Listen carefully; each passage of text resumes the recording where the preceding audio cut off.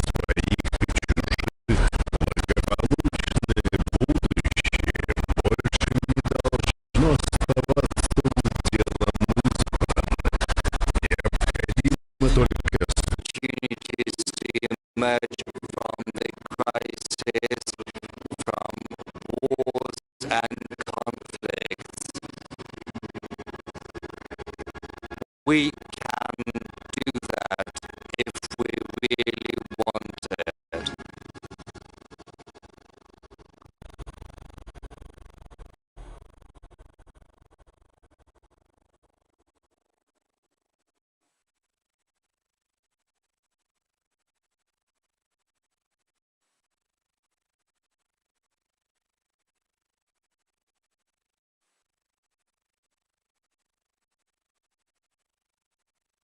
Президент России. President of the Russian Federation, Vladimir Putin. President of the Republic of Kazakhstan, Kassym-Jomart Tokayev. Moderating the plenary session is Margarita Simonyan.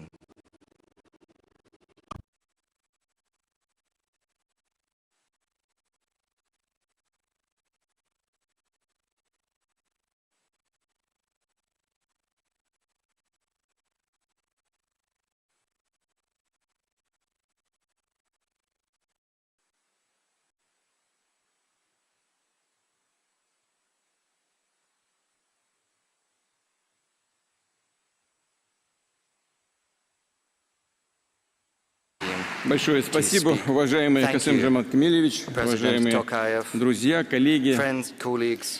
Я приветствую участников и гостей юбилейного 25-го Петербургского международного экономического форума. Он проходит в непростое для всего мирового сообщества время, когда экономика, рынки, да и сами принципы глобальной экономической системы оказались под ударом. Многие торговые, производственные, логистические связи, ранее нарушенные пандемией, проходят теперь через новые испытания. Более того, такие ключевые для бизнеса понятия, как деловая репутация, неприкосновенность собственности и доверие к мировым валютам, основательно подорваны, к сожалению, нашими партнерами. И сделано это намеренно, ради амбиций, во имя сохранения устаревших геополитических иллюзий. Сегодня я изложу наш, имею в виду российское руководство, свой взгляд на ситуацию, в которой оказалась глобальная экономика. Подробно остановлюсь на том, как Россия действует в этих условиях и как планирует свое развитие в динамично меняющейся обстановке. Полтора года назад, выступая на Давосском форуме, вновь подчеркивал, что эпоха однополярного миропорядка завершилась. Начать с этого никуда не деться. Завершилась, несмотря на все попытки ее сохранить, законсервировать любыми средствами. Это естественный ход. Изменения — это естественный ход истории, поскольку цивилизационное многообразие планеты, богатство культур трудно сочетать с политическими, экономическими и другими шаблонами. Шаблоны здесь не работают. Шаблоны, которые грубо, безальтернативно навязываются из одного центра. Изъян заложен в самой идее, согласно которой есть одна, пусть и сильная держава, с ограниченным кругом приближенных или, как еще говорят, допущенных к ней государств. И все нормы делового оборота и международных отношений, когда это становится необходимо, трактуются исключительно в интересах этой державы. Что называется, работают в одну сторону. Игра идет в одни ворота. Мир, основанный на таких догмах, определенно неустойчив. Соединенные Штаты, провозгласив победу в холодной войне, объявили себя посланниками Господа на земле, у которых нет никаких обязательств, а есть только интересы. Причем эти интересы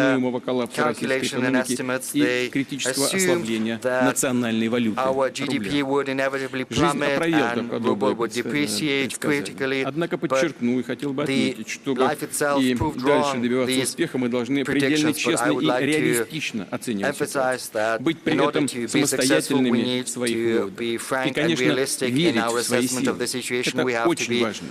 Мы in сильные drawing our люди и conclusions можем справиться с and любым believe in вызовом. ourselves. We're Как и a наши strong предки, nation, решим strong любую people, and задачу. Об we are этом up to говорит any challenge, and вся as our тысячелетняя forefathers, we история can find a нашей solution страны. to any task. Спустя And буквально this 3 is месяца после proved by массированного the 1000 years of history of Russia.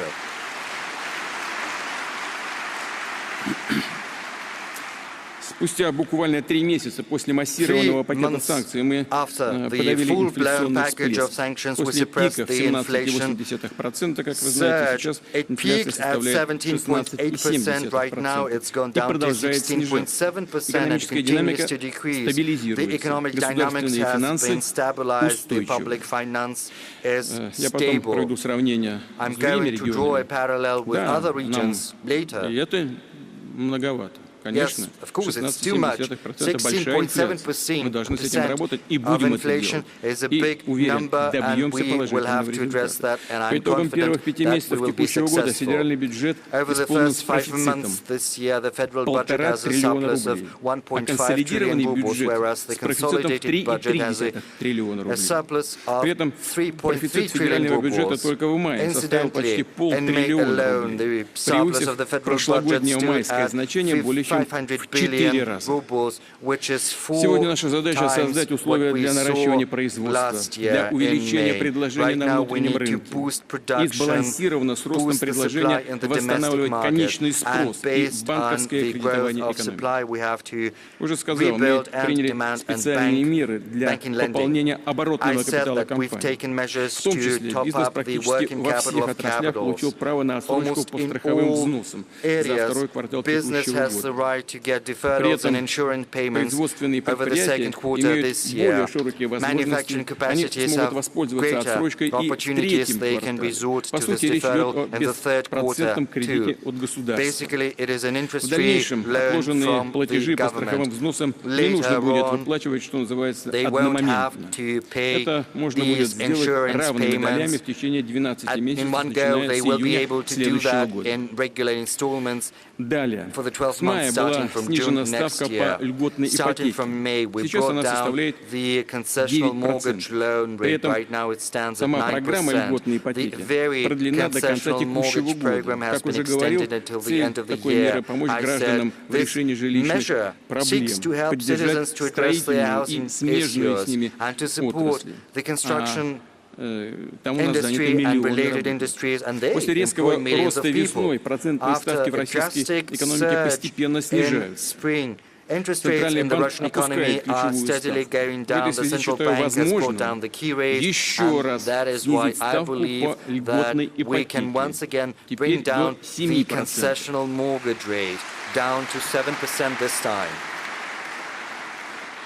Но на что хотел бы обратить внимание, срок действия программы остается прежним до конца текущего года. Это значит, что те наши граждане, которые хотят улучшить свои жилищные условия по этой льготе, должны воспользоваться до конца этого года. Максимальные суммы кредитов также сохраняются. 12 миллионов рублей для Москвы и Петербурга и 6 миллионов рублей для остальных субъектов федерации. Добавлю, нам важно в целом повышать доступность долгосрочных финансовых ресурсов, кредита для экономики. Уже в ближайшее время акцент в поддержке деловой активности должен смещаться от мер бюджетного стимулирования к механизмам рыночного банковского кредитования. Этот процесс нужно, безусловно, поддержать. Так, для наращивания возможностей фабрики проектного финансирования ВЭБа выделим 120 миллиардов рублей из Фонда национального благосостояния. Такая мера обеспечит дополнительное кредитование востребованных инициатив, проектов в объеме порядка полутриллиона рублей. Уважаемые коллеги, уже говорил, что экономический блицкриг против России изначально не имел шансов. При этом санкционное оружие, оно, как известно, и практика последних лет это показывает хорошо, оно обоюдоострое. Оно наносит сопоставимый, а то и больший даже урон самим же идеологам и конструкторам. И речь не только о текущих очевидных последствиях. Нам известно, что среди лидеров европейских стран на уровне неформальных разговоров, что называется, украдкой обсуждается весьма тревожные перспективы, что санкции могут быть применены не только против России, но и против любого неугодного государства. Рано или поздно могут коснуться каждого, включая самих членов Евросоюза и европейских компаний. Пока до этого дела не дошло, но европейские политики уже нанесли своей экономике серьезный удар. Сами это сделали своими руками. Мы видим, как обострились социальные и экономические проблемы в Европе, да и в Соединенных Штатах тоже. Как растет стоимость товаров, продуктов питания, электроэнергии и автомобильного топлива. Как снижается качество жизни европейцев и утрачивается конкурентоспособность предприятий. По оценкам экспертов, только прямые, счетные потери Евросоюза от санкционной лихорадки за предстоящий год могут превысить $400 миллиардов. Такова цена решения оторванных от реальности и принятых вопреки здравому смыслу. Это издержки напрямую ложатся на население и компании Евросоюза. Рост инфляции в отдельных странах еврозоны уже превысил 20%. Страны еврозоны не проводят никаких специальных военных операций. Инфляция выросла Whereas inflation over there has grown up to 20%. Самая высокая за 40 последних лет инфляция. Да, конечно, инфляция в России также пока находится на двузначных отметках. Однако мы уже провели индексацию социальных выплат и пенсий, повысили минимальный размер оплаты труда и прожиточный минимум, защитили тем самым наименее обеспеченных граждан. А в свою очередь, высокие процентные ставки позволили сохранить сбережения людей в российской банковской системе. Конечно, для представителей бизнеса понятно, высокая ключевая ставка прижимает экономику. Понятно. Для граждан, все-таки в большинстве случаев это плюс. Они вернули значительный объем денег в банки под высокий процент. И в этом главное отличие от стран Евросоюза, где рост инфляции напрямую ведет к снижению реальных доходов населения и съедает их сбережения. А текущие кризисные явления ложатся бременем прежде всего на малообеспеченных граждан. Серьезные долгосрочные последствия имеет и рост издержек европейских компаний. Потери ими российского рынка. Результат здесь очевиден. Утрата глобальной конкурентоспособности и системное снижение темпов роста европейской экономики. Причем на годы вперед. in the European economy for many years to come. This only exacerbates the profound issues within Western societies. We have problems of our own, that's true, but this is something we have to say because they are only constantly pointing a finger at us, and they've got problems of their own, and this is something I spoke about in Davos. European politicians and the developments of this year will result directly in deeper inequality in these countries. This will drive a wedge even further into their societies, and it's not just about the wealth, but also differences in values between different groups in these societies. So far, these controversies are suppressed and swept under the carpet. Democratic procedures and elections in Europe, you know, sometimes I watch at what's happening there, who arrives in power. It seems as nothing but a facade, because political parties that resemble one another as twins alternate in power, but the very essence remains the same. Real interests of their citizens and national businesses are relegated even further to the background. This loss of touch with reality, with the needs of society, will inevitably result in a recrudescence of populism and a surge in extreme radical movement, as well as social, economic and political changes, as well as degradation and change in elites. You see, traditional parties are constantly losing in elections. New entities emerge, but if they are hardly different from traditional parties, they do not have many chances of success. All attempts at putting a brave face on a sorry business, all discussions about acceptable losses for the sake of fake unity cannot hide one single fact. The European Union has completely lost its sovereignty, whereas its bureaucratic elites are dancing to someone else's tunes.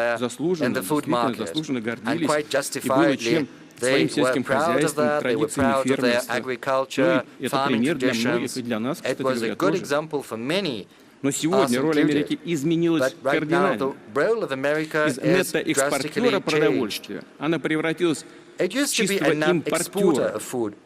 Грубо говоря, печатают деньги и перетягивают на себя товарные потоки, скупая продукты питания по всему свету. Еще более высокие темпы наращивания импорта товаров наблюдаются в Евросоюзе. Понятно, что такое резкое увеличение спроса, необеспеченного товарным предложением, запустило волну дефицитов и глобальную инфляцию. Вот она откуда, это глобальная инфляция. За последние пару лет в мире подорожало практически все. Сырье, потребительские товары и особенно продукты питания. Да, конечно, эти страны, в том числе и Штаты, они продолжают импортировать. Но баланс между экспортом и импортом уже в другую сторону. Там уже, по-моему, 17 миллиардов больше импорта, чем экспорт. Вот что все дело. По данным ООН, еще в феврале текущего года индекс стоимости продовольствия в мире оказался на 50% выше, чем в мае 2020 года. А сводный индекс сырьевых товаров за тот же период и вовсе удвоился. В условиях инфляционной бури у многих развивающихся стран возникает резонный вопрос. А зачем обменивать товары на доллары и евро, которые на глазах теряют вес? Напрашивается вывод. На смену экономики мнимых сущностей неизбежно приходит экономика реальных ценностей и активов. По данным МВФ, сейчас в глобальных валютных резервах находится $7,1 триллиона и $2,5 триллиона евро. И эти деньги обесцениваются темпом около 8% в год. Но кроме того, в любой момент они могут быть еще и конфискованы, украдены, если США что-то не понравится в политике тех или иных государств. Это, по-моему, стало абсолютно реальным для очень многих стран, которые хранят свои золотовалютные резервы валют. По оценке экспертов, уже в ближайшие годы это чисто объективный анализ. Уже в ближайшие годы будет запущен процесс конвертации глобальных резервов. Will start to be converted, given the deficit, they will be converted from depreciating currencies into real resources.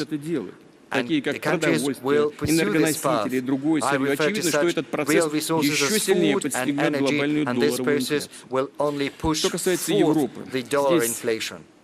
Regarding Europe, негативный вклад в раскручивание цен, внеслающие провальная энергетическая политика. Слепая ставка на возобновляемые источники и спотовые поставки природного газа, что привело к резкому росту стоимости энергии, который наблюдается с третьего квартала. Этот рост наблюдается с третьего квартала, а квартала прошлого года. И повторю вновь, задолго до начала нашей операции на Донбассе. Мы здесь совершенно ни при чем. Сами натворили цены взлетели до небес и ищут виновных.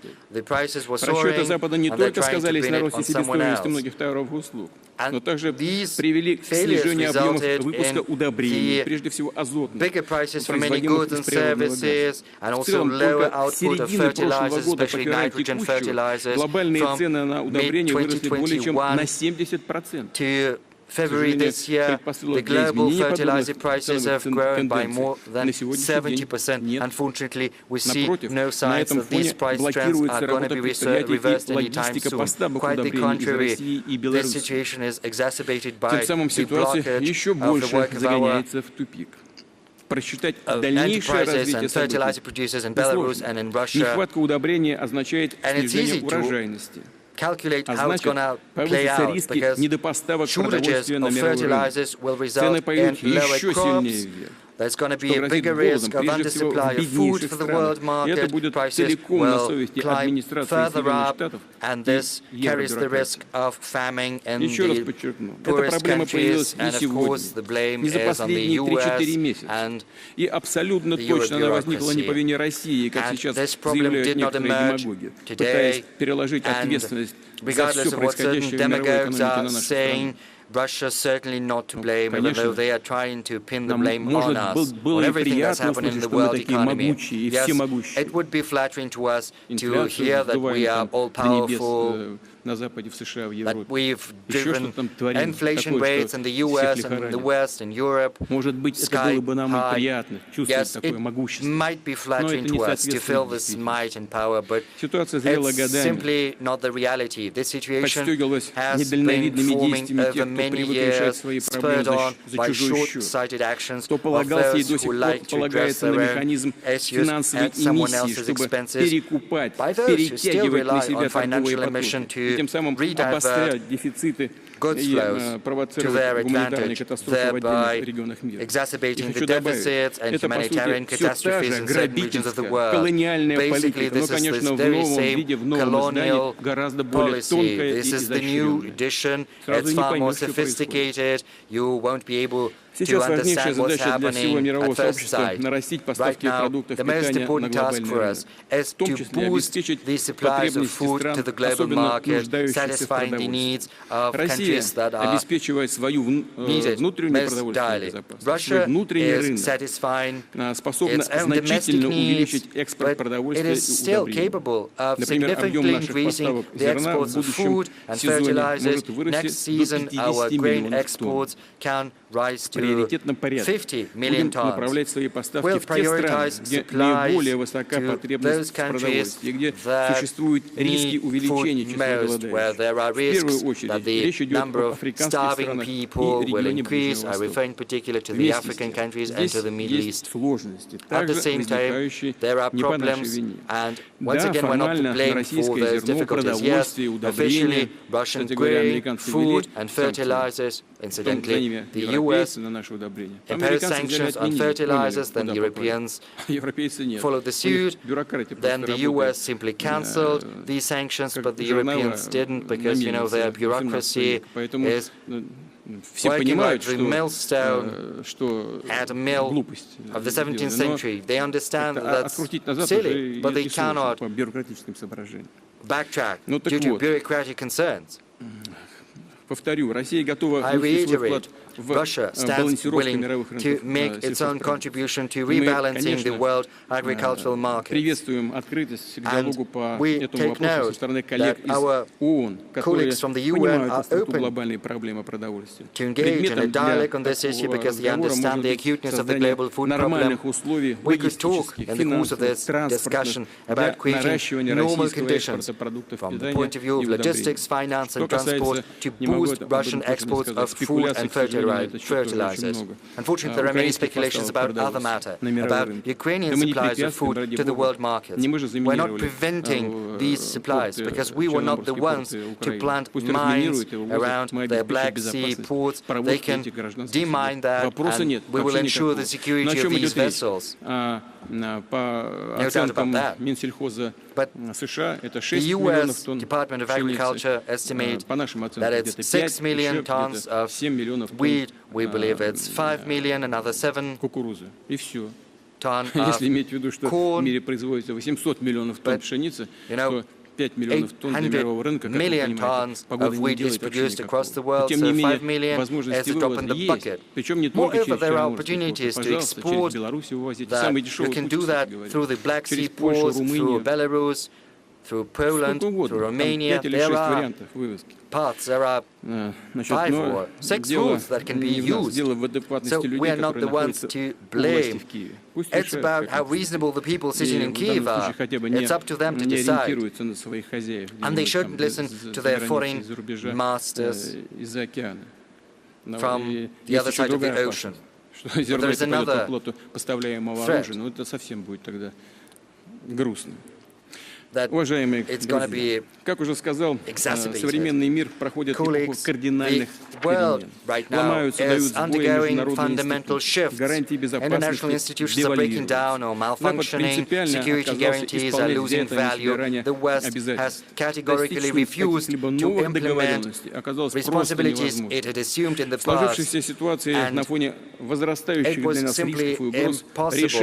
And the current conditions amid the rising risks and трудным, безусловно, Russia's но decision вынужден и to необходим. start the special Это military решение operation суверенной was страны, у forced которой есть and absolutely безусловное necessary, право, very основанное, difficult. кстати говоря, This на is уставе a ООН, decision which отстаивать is our свою sovereign right, безопасность. because Решение, it's based направленное на on the защиту UN наших Charter, which граждан, says that we have the жителей right народных to республик protect Донбасса, our которые на протяжении security. 8 лет This подвергались decision геноциду seeks со to стороны protect киевского режима citizens и of the неонацистов, Donbas получивших republics who for полное 8 years покровительство Запада. have been suffering Запад from не только genocide стремился carried реализовать out by the сценарий Kiev антироссии, но и regime вел and активное военное neo-Nazis освоение under full protection from the украинской West. The территории. West is trying to Буквально project its накачивал military Украину power of оружием Ukraine, и военными pumping Ukraine советниками. full Продолжает with делать это arms, сейчас. weapons and На military развитие advisors, экономики, and they на continue to do благополучие so. живущих там людей And вообще, честно as говоря, никто for внимания-то и не обращает. economic development and the welfare of Просто people who live there, they наплевательски к этому don't give относятся. two Никак. hoots about А вот на that. создание плацдарма НАТО на But they Востоке, spare направленного no против России, money on на creating a взращивание NATO агрессии, springboard in ненависти the и West русофобии, against денег не жалели Russia и не or жалели. on fueling Сегодня aggression, наши солдаты hatred и and офицеры, Russophobia. ополченцы Right now, Донбасса our сражаются, soldiers чтобы and officers защитить and своих the людей, militiamen отстаивают from право Donbass России на are свободное и fighting on безопасное their land, развитие. protecting Russia's Как right большой for многонациональной to страны, free которая and сама safe принимает development as a решения, сама определяет multinational свое country будущее, that опирается на свою determines its историю, future on культуру its и own, традиции и based on its отвергает history, всяческие culture попытки and навязать извне traditions. We псевдоценности, reject any расчеловечивания attempts и at нравственной деградации. imposing on us fake Все values of задачи специальной военной dehumanization операции, and moral безусловно, будут depravity. решены. All И залогом тому goals of the special military operation will be accomplished.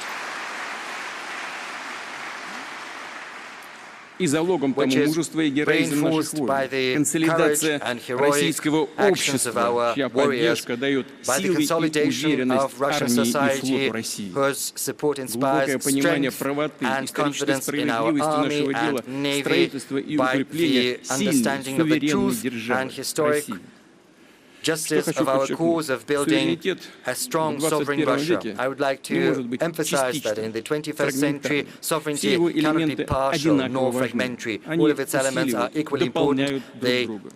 strengthen Поэтому нам важно не and только отстаивать complement one another. свой That's политический why суверенитет, it's not just национальную important идентичность, to но protect и our political укреплять sovereignty все and то, national что identity. We определяет should also экономическую reinforce самостоятельность everything страны, ее that финансовую, lies кадровую, underlies our технологическую economic самостоятельность и независимость. autonomy, our Сама financial, конструкция human западных technological санкций self-sufficiency была and построена independence. на The very ложном framework of тезисе, что Western Россия с точки sanctions зрения экономики is не based on the суверенна. false, erroneous Критически assumption that Russian уязвима. economy is not Она sovereign, that it's настолько, они critically настолько vulnerable. увлеклись And they распространением were мифов so об caught отсталости up России, in ее о слабости ее позиции в spreading the мировом myths хозяйстве about и Russia's торговле, что backwardness and the сами, weakness судя of по our всему, в position in это the world поверили. economy and trade, Планируя that they свой came to экономический believe their блицкриг, own они не inventions. замечали, попросту They игнорировали were реальные simply факты. ignoring То, real как facts. изменилась наша страна за последние They годы. were ignoring how much И our какие перемены, country и такие has перемены changed over the результат recent нашей years. плановой And работы these changes по were brought созданию about by устойчивой our careful макроэкономической planning, конструкции, по aimed обеспечению at продовольственной building безопасности, a sustainable реализации программ macroeconomic импортозамещения, environment формированию to собственной ensure платежной системы food security, и так далее. implement import Конечно, substitution, build our санкционные own payment ограничения system, and поставили so on перед and so страной forth. Yes, много непростых sanctions задач. and restrictions Часть have предприятий put продолжает a испытывать great number проблемы of с tasks in front of комплектующими. us. Целый Some ряд технологических enterprises are решений стали suffering due to недоступны для shortages of наших spare компаний. parts. Some Нарушена technological solutions are no логистика. longer Но, с available to другой our стороны, companies. все это открывает Logistics для нас has been новые disrupted. On the возможности. other Мы hand, часто this is говорим об opening этом, но up это new действительно opportunities так. to us. Является It's often все это said, but стимулом it's к построению the truth. экономики, обладающей This is полным, an а не incentive частичным to технологическим, build производственным, an кадровым, economy which научным can потенциалом boast и true, научным суверенитетом. genuine, technological, Конечно, такую manufacturing, human, комплексную задачу невозможно scientific решить, что называется, в sovereignty. один момент. This Нужно comprehensive продолжать task can be системную accomplished работу, in one рассчитанную на go. перспективу. We have to work И on a именно systemic так и basis, действует Россия, oriented into the future, реализуя and this is the долгосрочный path план Russia has развития отраслей chosen, экономики, укрепления pursuing социальной long-term сферы. plans for the И development нынешние of испытания лишь economic вносят industries, коррективы и reinforcing уточнения в our эти планы, social но не security, меняют and их the current стратегические tests направленности. can make some И сегодня я хотел corrections and бы amendments to these остановиться на plans, but the ключевых strategic принципах, direction is на going to be основе the same. которых I would like будет to dwell развиваться today наша on the страна, key наша principles экономика. that is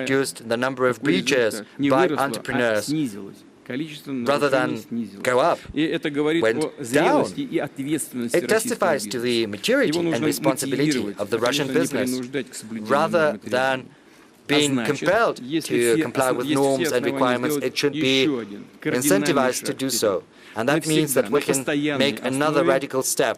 On a permanent basis, we can forego most inspections for the whole of Russian business if its activities are not carrying a high risk of dealing damage.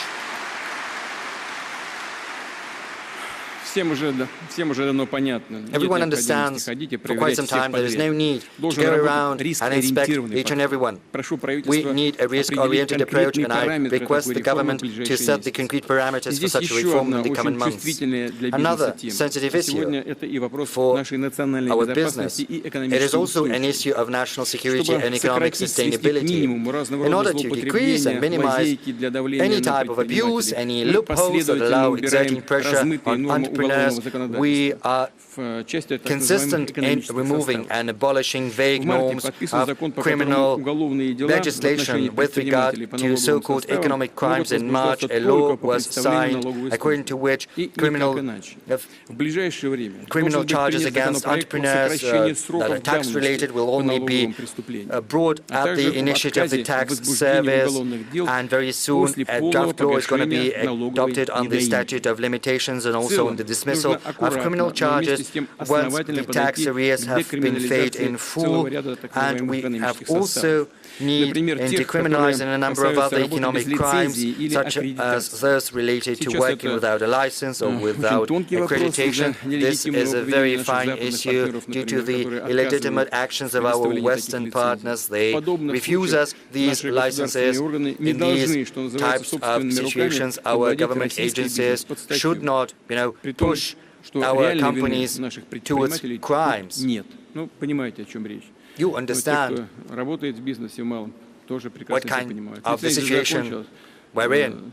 And those who work in small and medium enterprises, the license runs out, and the Western companies are not extending these licenses. So what are they to do? Are they to shut down their business? Of course not. Moreover, we should think about increasing the threshold for responsibility in case of arrears in customs and other obligatory payments. Moreover, it's been very long since we updated the parameters for defining bigger damage and particularly big damages despite the inflation, and also there is a mismatch.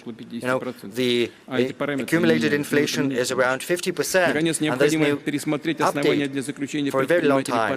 We also need to revisit the grounds for detention against entrepreneurs and also set the deadlines for pre-trial investigations. We understand that these norms are very often resorted to when there is no objective necessity to do so.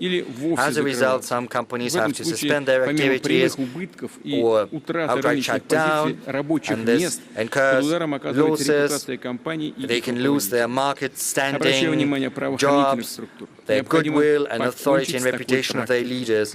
And I would like to draw the attention of our law enforcement agencies to this matter. They need to put an end to this practice, and I would like to request the government to work together with the Supreme Court to draft the requisite amendments to the legislation, and I would like them to do that before October the 1st this year. On an additional note, through the Security Council, I have instructed to carry out a special analysis of the cases when criminal charges are brought but do not reach trial, and the number of such cases has significantly grown over the last year. Everyone understands why this happens very often.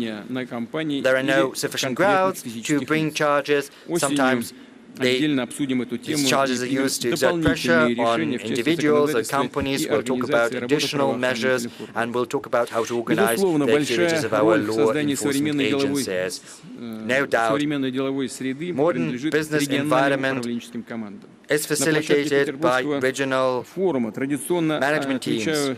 At SPIF, as a tradition, I take note of those Russian regions that have achieved great headway in national investment climate score that's prepared by the Strategic Initiative Agency. We have certain changes in the first three rankers, Moscow and Tatarstan this year, and they're still leaders.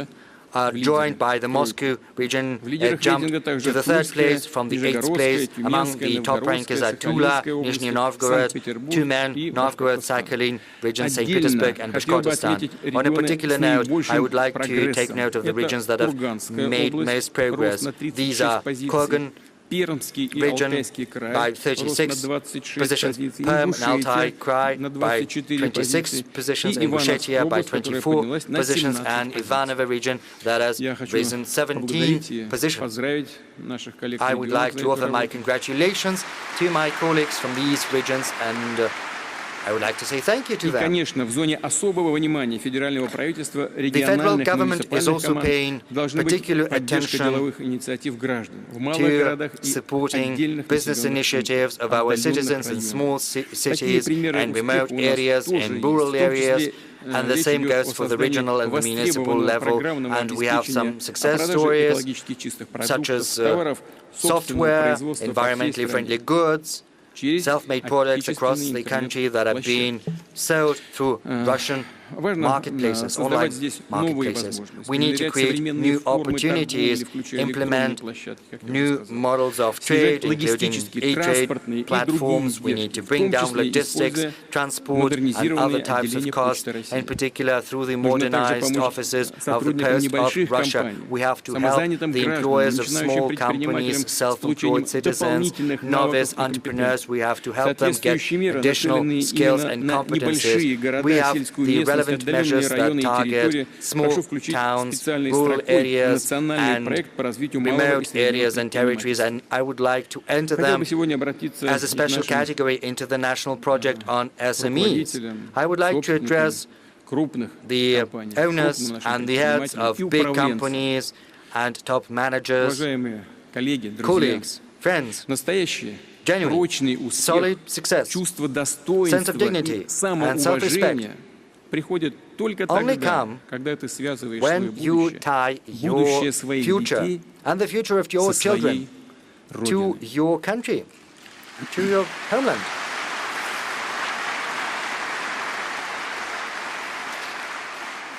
Мы со многими поддерживаем отношения в течение длительного времени, и я знаю настроение многих наших руководителей for many years, and I know the sentiments of many companies, heads, and owners, and it's from you that I've heard on many occasions that business is more than just making money. It's about improving the lives around you. It's about contributing to the development of your cities, your regions, your countries, and serving your people and society.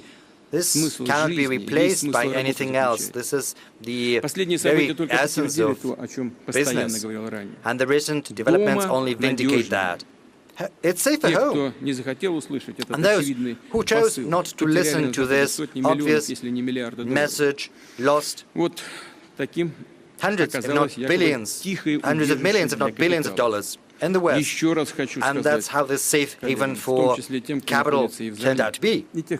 Once again, addressing colleagues who are here in the hall and those who are not here, I would like to call on you not to fall into the same trap again, because our country boasts a huge potential, and there is a host of issues that need to be addressed at home. Invest at home. Invest into new enterprises and jobs, and tourist infrastructure, support schools, universities, healthcare, social security system, culture, and sport. I know that you are doing that, many of you, but I would like to emphasize that once again. That was the high understanding of their lofty mission by the Bakrushins, Morozovs, Shukins, Rabushinskis, Akturins, Gailevs, Apanayevs, Matsiyevs, Mamontov, Tretyakov, Asanov, Dadashev, Tachiyev, many Russian, Tatar, Buryat, Chechen, Dagestan, Yakutian, Ossetian, Jewish, Armenian, merchant and entrepreneurial families, and representatives of other peoples of the multinational Russia. And these people have entered their names into the annals of our history. Incidentally, on a particular note, I would like to highlight the following. For possible successors of the capital, I don't know what's more important, the money they get, the property, or maybe the goodwill, the good name, and the contribution of their forefathers to their country's future. то, что It's not going to be останется с squandered by будущими anyone. поколениями Pardon наследников, this expression. навсегда And доброе имя. The Навсегда good name останется с ним. is И going вот это уже to be точно with пойдет с ними the по жизни, из поколения в поколение, descendants. It's будет going им to помогать, follow поддерживать them по жизни, делать их сильнее, from many generations чем даже деньги, to которые many могут generations. достаться It's на going to be a наследство. better support than money and property. Уважаемые коллеги, третий принцип нашего Distinguished долгосрочного colleagues, the развития – third это principle of our ответственная и long-term development сбалансированная is a макроэкономическая политика. responsible and Во многом именно well-balanced такая линия macroeconomic позволила нам policy. выдержать It's беспрецедентное precisely this санкционное policy that has давление. Но allowed us повторю, для to нас эта withstand the политика важна не unprecedented только для ответа на sanction текущие pressure. вызовы, но и в And this долгосрочной policy is important перспективе. not just to Мы не будем respond to the повторять current threats, печальный but in the опыт long run западных as коллег, well. We're которые not going раскручивали to инфляционную relieve the спираль и tragic experience of разбалансировали our свои Western финансы. colleagues Наша who цель – have уверенное set off the развитие экономики inflation на годы spiral вперед, and thrown their снижение finance инфляционного into бремени disarray. на Our граждан и бизнес, goal is to достижение в develop our средней и economy steadily for долгосрочной many перспективе years to целевого come, уровня decrease the инфляции inflation в burden for 4%. citizens and business, Вот я and achieving the long and mid И вот сейчас term хотел бы target сказать, of 4% у inflation. нас We такая want цель остается. 4%. I started with the inflation figures, but the goal is the same. It's 4%. I've already instructed the government to draft proposals on the new fiscal rules that seeks to ensure the predictability of our fiscal policy and to create the most favorable environment to use the external economic conditions to our advantage. We need that to enforce the foundation of our economic growth, to address infrastructure and technology-related tasks which serve as the basis for the welfare of our citizens. Yes, some companies are committing suicide. You know, we see that some companies have this suicidal sentiment. And it would be senseless to serialize the money supply with their help. But the main principle is to spend how much you earn. And this principle is peremptory. It's always there. The fourth principle is social justice. Economic growth, business initiative, industrial capabilities, scientific and technological potential of Russia should translate into social advancement. And this development should lead to decreasing inequality rather than exacerbating it, as it happens in some countries. We are not champions or the leaders in addressing these tasks. The issue still stands, but still, decreasing poverty and inequality comes through greater demand on domestic produce, through increasing the potential of our regions, through creating new jobs where they're most needed. This is the determining condition for further economic development. The positive dynamics and real wages of our citizens and lower poverty level, these are the main fruits that testify to the efficiency of our government.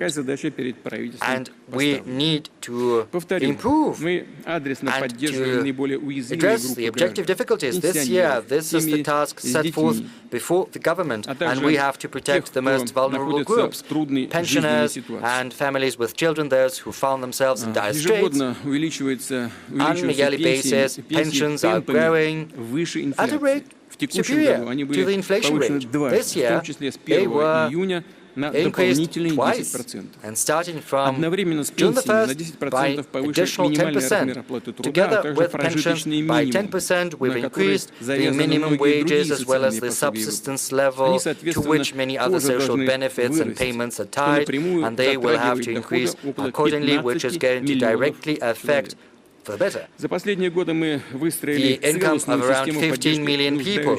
Over the recent years, we have set in place a comprehensive system to support low-income families with children, and women can get support from pregnancy until their children reach 17 years. The welfare of people and their well-being is an important factor of demographic development given the negative demographic waves that are overlapping. In April this year, fewer than 100,000 children were born. That's by 13% less than in April 2020, and I would like to ask the chairman of the Russian government to personally oversee the development of additional measures to support families with children, they need to be comprehensive and commensurate with the magnitude of these demographic challenges we are up against. The future of Russia lies with families with 2, 3, and more children, so it's not just about direct financial support.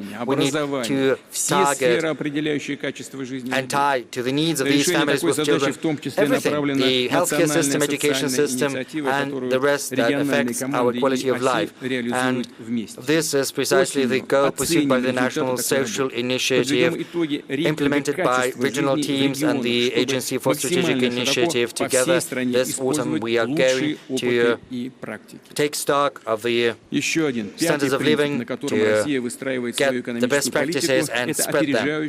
The fifth principle is the accelerated development of our infrastructure. We've already increased direct budget expenditure on reinforcing our transport network, and starting next year we are going to build the main roads at the federal and regional level. Within 5 years, no less than 85% of these roads should be rebuilt to comply with standards. We are actively employing such a new tool as infrastructure budget loans provided for 15 years at 3% rate, and the demand is running far higher than initially anticipated.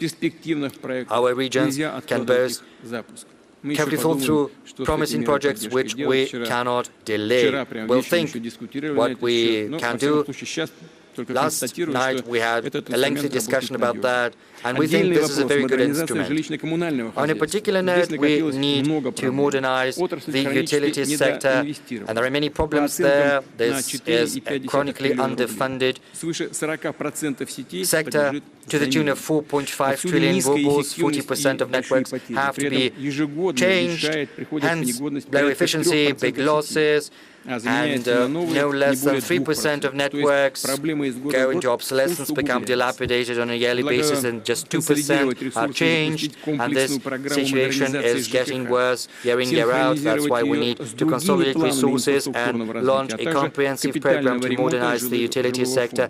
It should be synchronized with our plans for infrastructural development and overhaul of housing. We need to cardinally improve the situation, and we need to steadily bring down the share of dilapidated and obsolete networks. We should also address the issue of substandard living, and we'll talk about that in detail with governors during the session of the Bureau of the State Council next week. I also suggest that we boost the resources to create a favorable urban environment in small towns and historical settlements. It's a good program, and we believe we need to allocate additional 10 billion rubles on a yearly basis in 2023-2024 to these ends. Additional money is going to be allocated to develop the Russian Far East. I would like to request the government to allocate special limits and set special conditions for these, and under the infrastructure budget loans program and the modernization of the utilities program, our special priority is the comprehensive development of rural territories, because people who live in rural areas feed the country and they need comfortable, decent living conditions. So, I request the government in this regard to allocate additional funds for the relevant state and government program. The financial source for that can come from export fees levied on the sales of agricultural goods. It's a constant source. Yes, it can be volatile, but it's going to be on a permanent basis. So, separately, I suggest we should expand the programs for rebuilding and modernizing rural housing, cultural houses, and regional theaters and museums, allocating 6 billion rubles for these ends in 2023-2024. Of particular importance, as I said, well, I'm going to give you a very good example. I gave medals to heroes of labor. One of them was Mr. Mikhailov from Yakutia.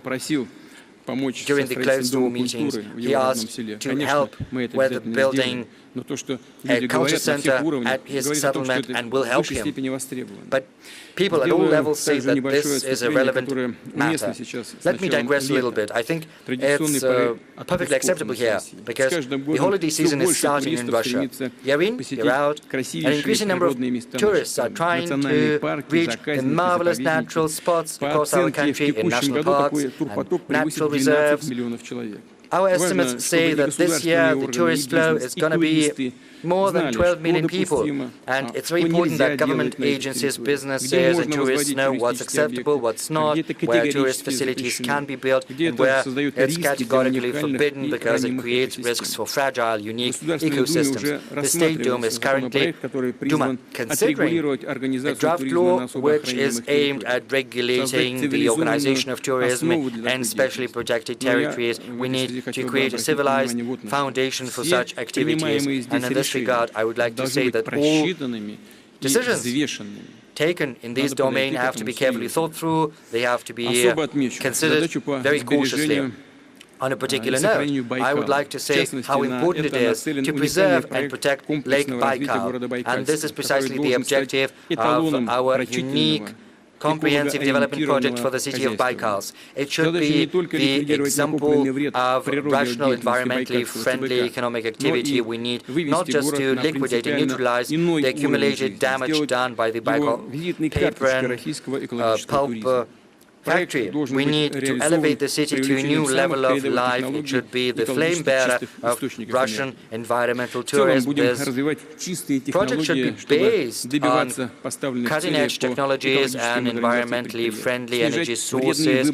We will use clean technologies and environmentally modernize our enterprises, decrease the atmospheric pollution. We need to create circular economy projects, green projects, preserve the climate, and this is something I spoke about at this forum last year. And we also come down to the sixth cross-cutting principle of our development, which is the achievement of technological sovereignty. We need to create an integral system for economic development that is not dependent on foreign institutions. We have to build all spheres of life on a new level of technological quality, and we should not be just belly users. We have to have technological keys to building goods and services of new generations. Over the recent years, we've been paying a great deal of attention to import substitutions, and we've made some great headway in agriculture, in defense, and medicine, and in many other things. We've got many discussions on that. But import substitution is no silver bullet. It's no universal solution. Should we blindly emulate others? Should we try to replace these goods and services with copies, albeit with good ones? We will always be catching up, and we have to be one step ahead. We have to create our own competitive technologies, goods and services, which can set the new world standards. In this regard, I would like to remind you that Sergei Korolev chose not to blindly copy and partially improve on the trophy rockets. He saw into the future, and he came up with a unique package system when building the R-7 rocket, thereby paving the way to outer space for humanity, and he set the standards for many decades to come. And that was the principle of the founders of many Soviet scientific programs who looked ahead. And based on this groundwork, our researchers are treading and striding forth. Thanks to them, Russia boasts hypersonic weapons, and that's unprecedented. No other countries have that. Rosatom still is retaining the leading edge in nuclear-powered technologies and icebreakers. We have cutting-edge solutions in AI and big data, the best in the world. This technological development is the cross-cutting dimension which is going to determine the future of not just the next 10 years, but also the 21st century and it's in detail that we're going to talk about this techno-economics at the next session of the Summit on Strategic Development. And of course, we need new managerial solutions to develop engineering, education, the transfer of scientific achievements. They have to translate into real economy. They have to be provided with financial resources, and we'll talk about the cross-cutting foundational technologies as well as about the digital transformation of whole sectors. Of course, we cannot produce everything. It's impossible, and we do not need that. But we need to have the critically important technologies. So, should we require it, we should be able to set up our own production of any goods or services on our own basis within a very short time frame. And this is what we did with the coronavirus vaccine, and right now we've done that for many other products and services. To cite an example, once the irresponsible partners of Kamaz left the Russian market, this niche was occupied by Russian producers, and it's not just about the spare parts. There are also very good prospects for line haul, transport, and heavy trucks. I would also like to take note of the MIA payment system, which successfully replaced Visa and MasterCard in the domestic market. It's currently steadily increasing its geographic scope, achieving international recognition. Another example, the St. Petersburg tractor plant, its foreign partner, refused to provide motors and provide technical maintenance. Instead, Yaroslavl and Tutaev motor producers fostered supply chains, and right now in March, April, St. Petersburg tractor plant achieved record highs in production levels. And there are many other positive practices like that, and they are becoming increasingly numerous. I reiterate, Russia builds human, scientific and technological foundation to create any products that is particularly relevant, including appliances and construction and industrial and service equipment. Right now we need to boost capacities to set up production lines within a very short time frame, and of course we need prepared production capacities and facilities.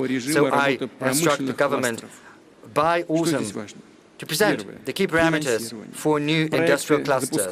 In this domain, what's important is funding. In these clusters, entrepreneurs should have access to long-term, affordable loans up to at least 10 years, and at no more than 7% interest rate in rubles. And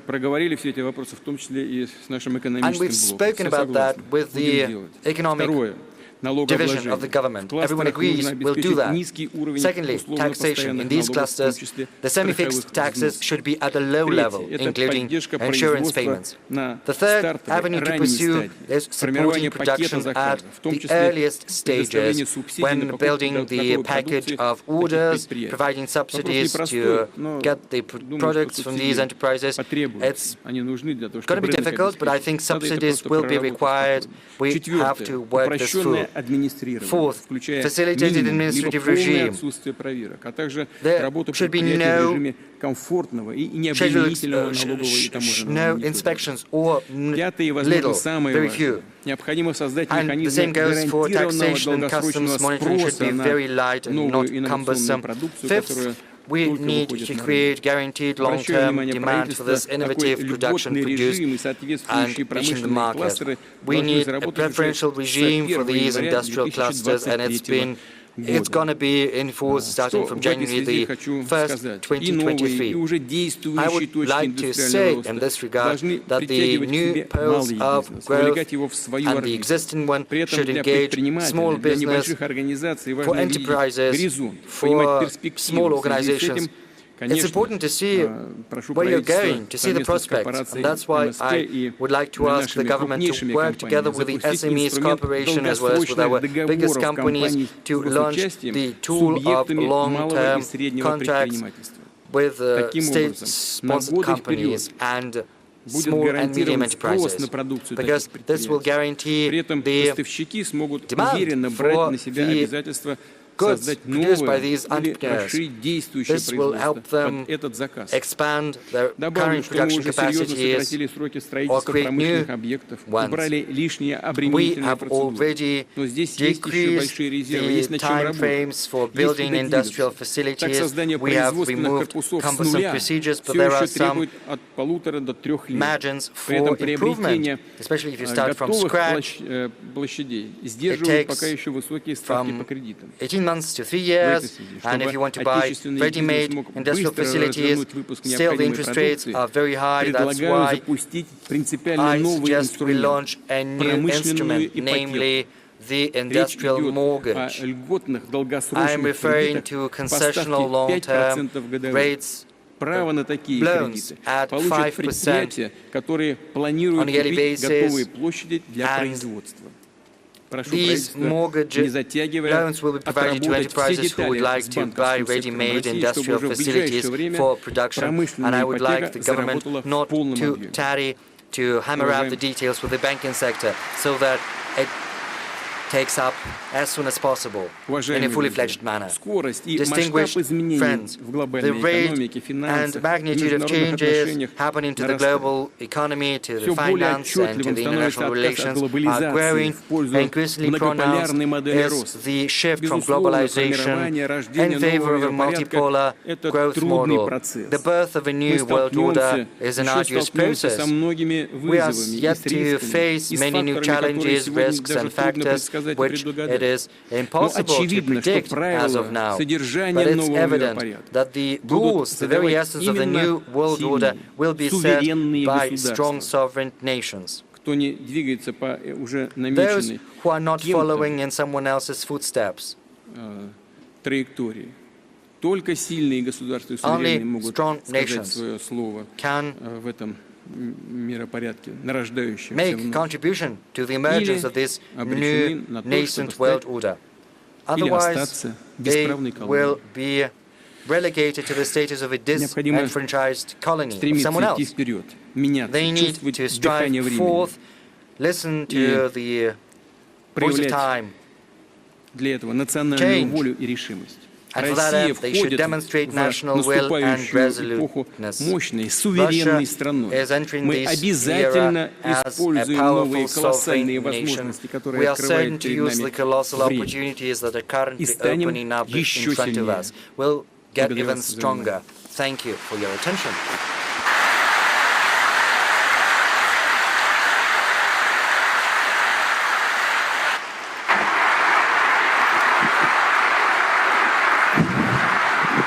Спасибо, Владимир Владимирович. Очень хочется сказать, что в таком исчерпывающем выступлении, исчерпывающем анализе нам больше не осталось о чем поговорить, потому что вы ответили на все вопросы, но вопросы все равно остаются. Мы к ним обязательно приступим. Сейчас я прошу Касым Жомарта Кемелевича пройти к этому пюпитру и поделиться с нами своим видением процессов, происходящих в вашей стране, в нашей стране, в отношениях наших стран и в мире.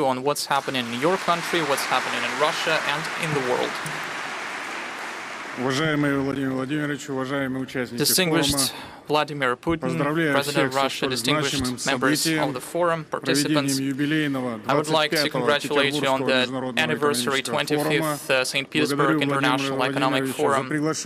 I would like to thank President Putin for the invitation for a warm welcome in a cultural capital of Russia. Over 25 years, the St. Petersburg Forum has become an expert, important platform. It's one of the world discussion platforms that are really important. We meet in the context, a special context of economic, political turbulence, with global disruptions with regards to the pandemic and the geopolitical tensions. It led to a new reality. Globalization was changed by regionalization with all its advantages and inherent drawbacks. Nevertheless, we see the reformation of a traditional economic model and trade routes. The world is rapidly changing. situation, unfortunately, in the majority of cases, not to the better. Inflation in many countries breaks down anti-records.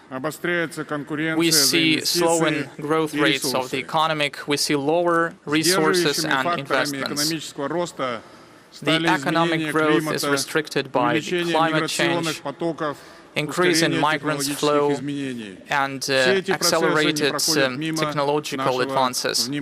We are paying close attention to these processes. Talking about new reality, it's important to take into account a rapidly changing world order and the change of well-established contacts between North and South, West and East. It's important for the countries of our region not only to find right answers to those challenges, but to use them to our benefit.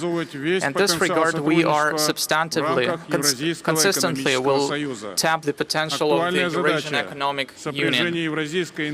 We need to bring the Eurasian integration in line with the One Road, One Belt initiative of China. As you know, Kazakhstan is now undergoing massive economic and political reforms aimed at resetting the state governance and to build a new just Kazakhstan. Our efforts are aimed at boosting economic growth, and in order for it to proportionally increase our people's well-being.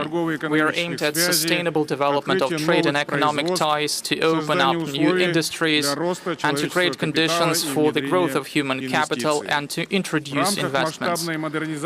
As part of a large-scale modernization of our country, we are building new rules, setting new rules of the game without monopolies and outrageous corruption.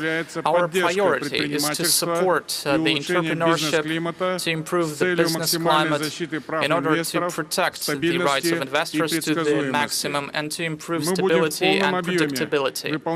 We will fully respect our commitments we given to our traditional partners. Kazakhstan will continue to pursue the construction of an inclusive, just society and will fight against social inequality. In my opinion, in order to sustainably develop all the countries of the region, it is necessary to set new horizons of cooperation and to create new ways for our economies to grow. In this regard, it's important to understand that it's crucial to ensure regional and global security. So next, I would like to draw your attention to the following. First, as I have already said, we need to strengthen the potential of the Eurasian Economic Union. This goal remains relevant for us. The aggregated potential of the economies of all the states is over $2 trillion. This is a huge market with a free flow of goods and services, as well as labor force. In any case, that is the ideal picture. Despite geopolitical challenges and pandemic, we continue to strengthen our mutual trade. Our trade reached its maximum over the entire period of the Union and accounted to $73 million, which is 30% more than was recorded last year. As part of the Eurasian Economic Union, the key partner, trade and economic partner for Kazakhstan has always been Russia. The trade turnover between our countries has increased by 30% and reached the number of $24 billion. This is the top, this is the record for us. And this year, over the first quarter, the trade turnover increased by more than 12%. In my opinion, it would be suitable and useful to develop a new trade strategy as part of the Eurasian Economic Union that would take into account a new reality. Instead of counter-sanctions that, in my opinion, will not be productive, we should pursue a more active, even proactive, flexible trade policy that would be oriented towards the East and towards Asia and the Middle East, and we can play the role of a buffer market. In general, the long-term success of the Eurasian integration largely depends on the effectiveness of our joint trade strategy. Kazakhstan and Russia can bring industrial cooperation to a qualitatively new level. We have designed a special plan, a program of industrial cooperation in the modern conditions. Russian investors will enjoy industrial platforms with the relevant infrastructure. They will enjoy good investment conditions. These steps have already been made. And in the modern context, it's very important to fully tap agricultural potential of our countries. According to the FAO statistics, on the surfaces of agricultural lands, Russia and Kazakhstan are the leaders in this list. And this fact becomes more relevant in the light of deteriorating world global food security. According to the UN, this year the number of people who face hunger will increase from 270 to 323 million people. It's important to supply the population with reliable food, with good food and water, and this is necessary for the stability. In order for the system to work, we need innovations, cutting-edge technologies, and to decrease food losses. The approaches to ensuring food security should be built both on national and regional levels, including, of course, the Eurasian Economic Union, given the needs and the interests of all member states. Without joint efforts, it's difficult to achieve the goals set in this crucial area. In other words, fighting overwhelming inflation and food deficit, this is our common goal. Today and in short term, this is the most relevant goal because it directly affects well-being of our citizens. Potential of Kazakhstan and Russia helps us to fully saturate our markets with the necessary food commodities, which was stressed by President of Russia. Secondly, I believe that it's important to expand trade economic cooperation with other countries.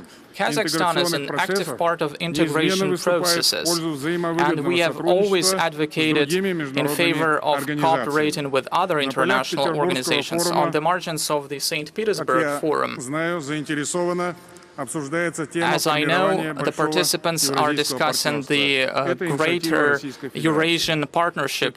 This initiative was put forward by the Russian Federation.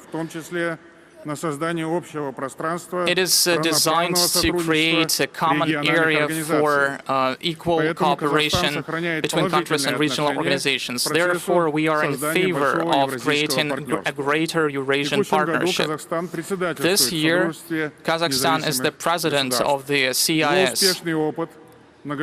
We have a successful experience of leading this organization, and I would like to say that the multilateral instruments for multilateral dialogues are very important, and I believe that the CIS can serve as a useful platform for implementing projects such as a greater Eurasian partnership. At the same time, the SCO, ASEAN, Eurasian Economic Union can become an integral part of a greater Eurasian community.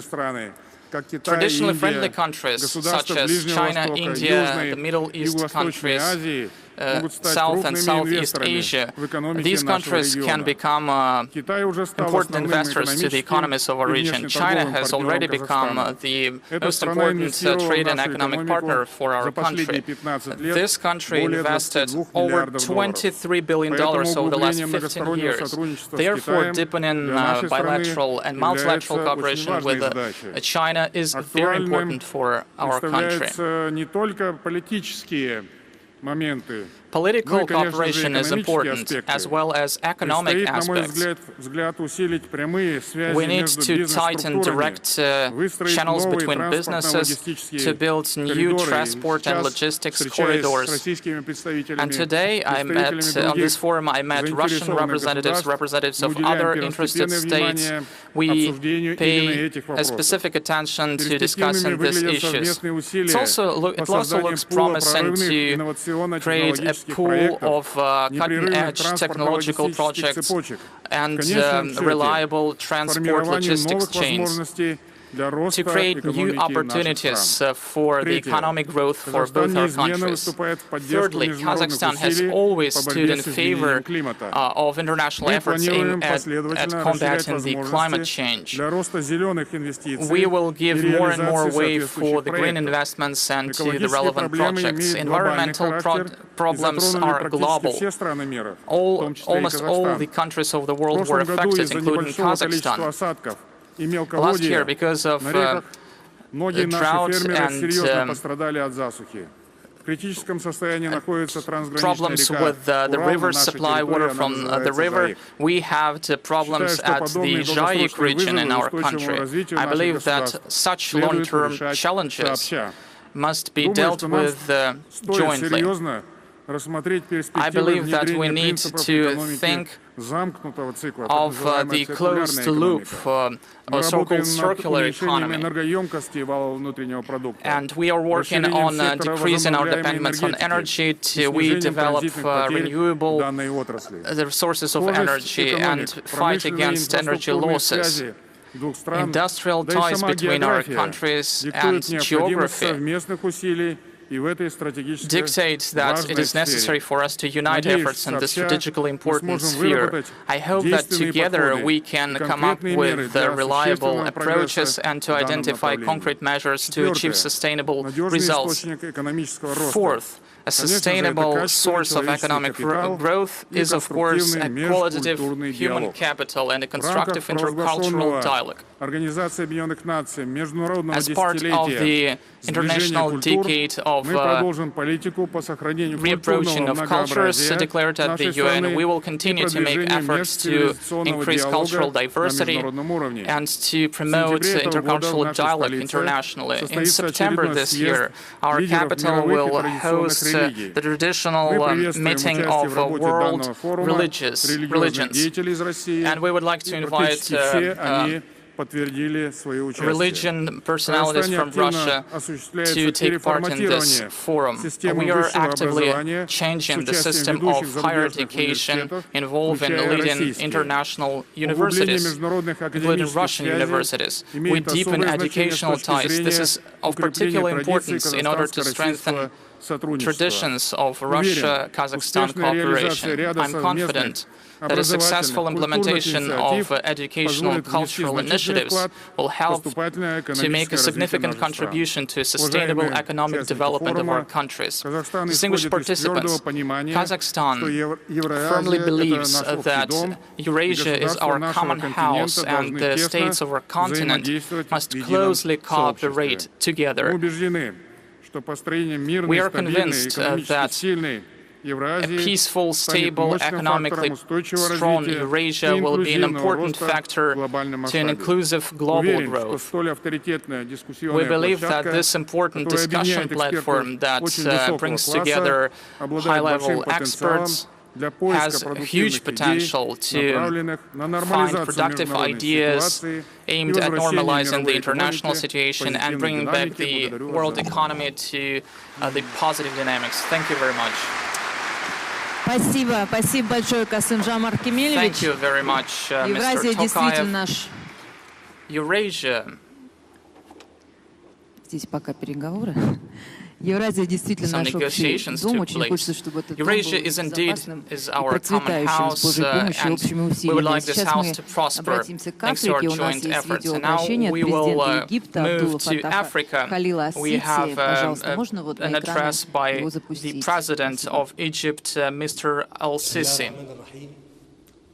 فخامة الرئيس فلاديمير بوتين رئيس روسيا الاتحادية السيدات والسادة الحضور الكريم Distinguished President of the Russian Federation, Vladimir Putin, ladies and gentlemen, dear participants, first of all, I would like to congratulate His Excellency President Putin with the anniversary forum. Since its first session in 1997, has already become an important platform for the business community to cooperate, has become an outstanding economic event, which discusses the main economic problems that developing markets and the rest of the world face. Ladies and gentlemen, the Arab Republic of Egypt takes part in the 25th St. Petersburg International Economic Forum as a guest country, which attests to a privileged level of Russia-Egypt economic relations that has emerged over the past few years. This year, the forum is held amid unprecedented economic and political strategic challenges. I hope that the results of the forum will help to find effective solutions to current problems and will help to overcome, to mitigate the world economic crisis that hit many countries in the world, including the developing countries. At the same time, it is necessary to take into the account the concerns of all countries that will help to ensure security and well-being of peoples and help to achieve long-term understanding on political issues. This will lay beneficial foundation for the economy, the global economy to grow. It's very important in the post-COVID environment because the pandemic demanded us to devote many financial resources, and our economic development was slowed down. Ladies and gentlemen, I would like to take this opportunity and stress that Egypt is proud that it has formed relations of solid friendship with Russia. And we have formed these relations over the last few years in the most important areas of economy, in the interest of increasing well-being of our peoples. Over the past years, the Arab Republic of Egypt and the Russian Federation were part of large, ambitious projects, which attests to the aspiration of our peoples to ensure further economic progress. Maybe one of the most important projects, perhaps, is the building of the Adaba nuclear power station, which is in line with the national Egyptian strategy in terms of national projects using the renewables. We can also name the Russian industrial zone as part of the Suez Canal economic zone, and this project will be an important indicator of economic growth in Africa. The development of Egyptian railroads and other joint projects are important because they benefit both our countries.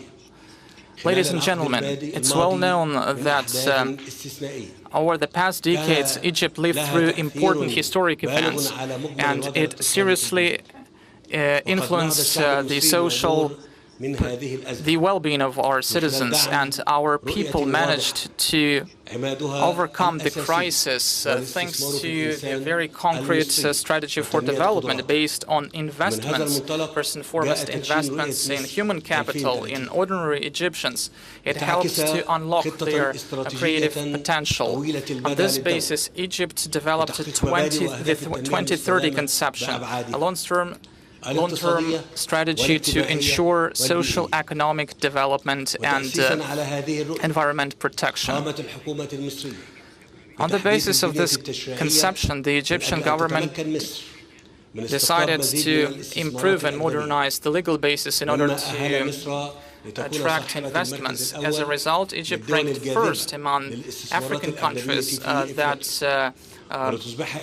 draw the foreign investments, and Egypt has become one of the few countries in the world that reached significant economic growth of 3.2% in 2021, despite the negative influence of the COVID-19 pandemic on the world economy.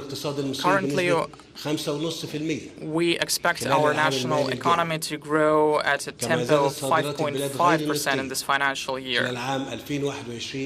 Non-petroleum exports of our country raised to $32 billion.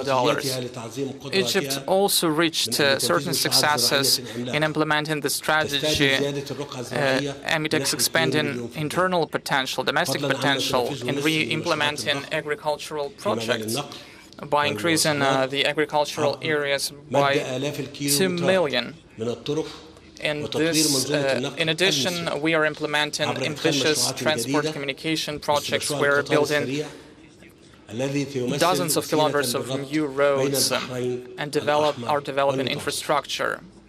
And this regards the high-speed train project that would connect the Red and the Mediterranean Sea, and it will increase the world trade routes. I would like also to add to this list a number of industrial projects, including the projects on green energy that are being implemented in Egypt.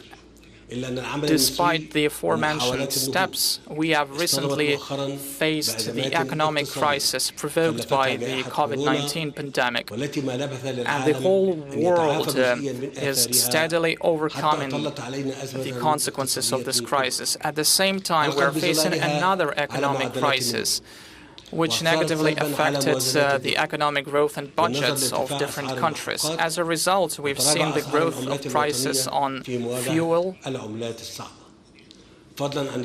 and we saw the depreciation of national currency. It's led to the disruption of supply chains, disruptions in civil aviation and other areas of Egyptian economy. First and foremost in tourism and insurance. In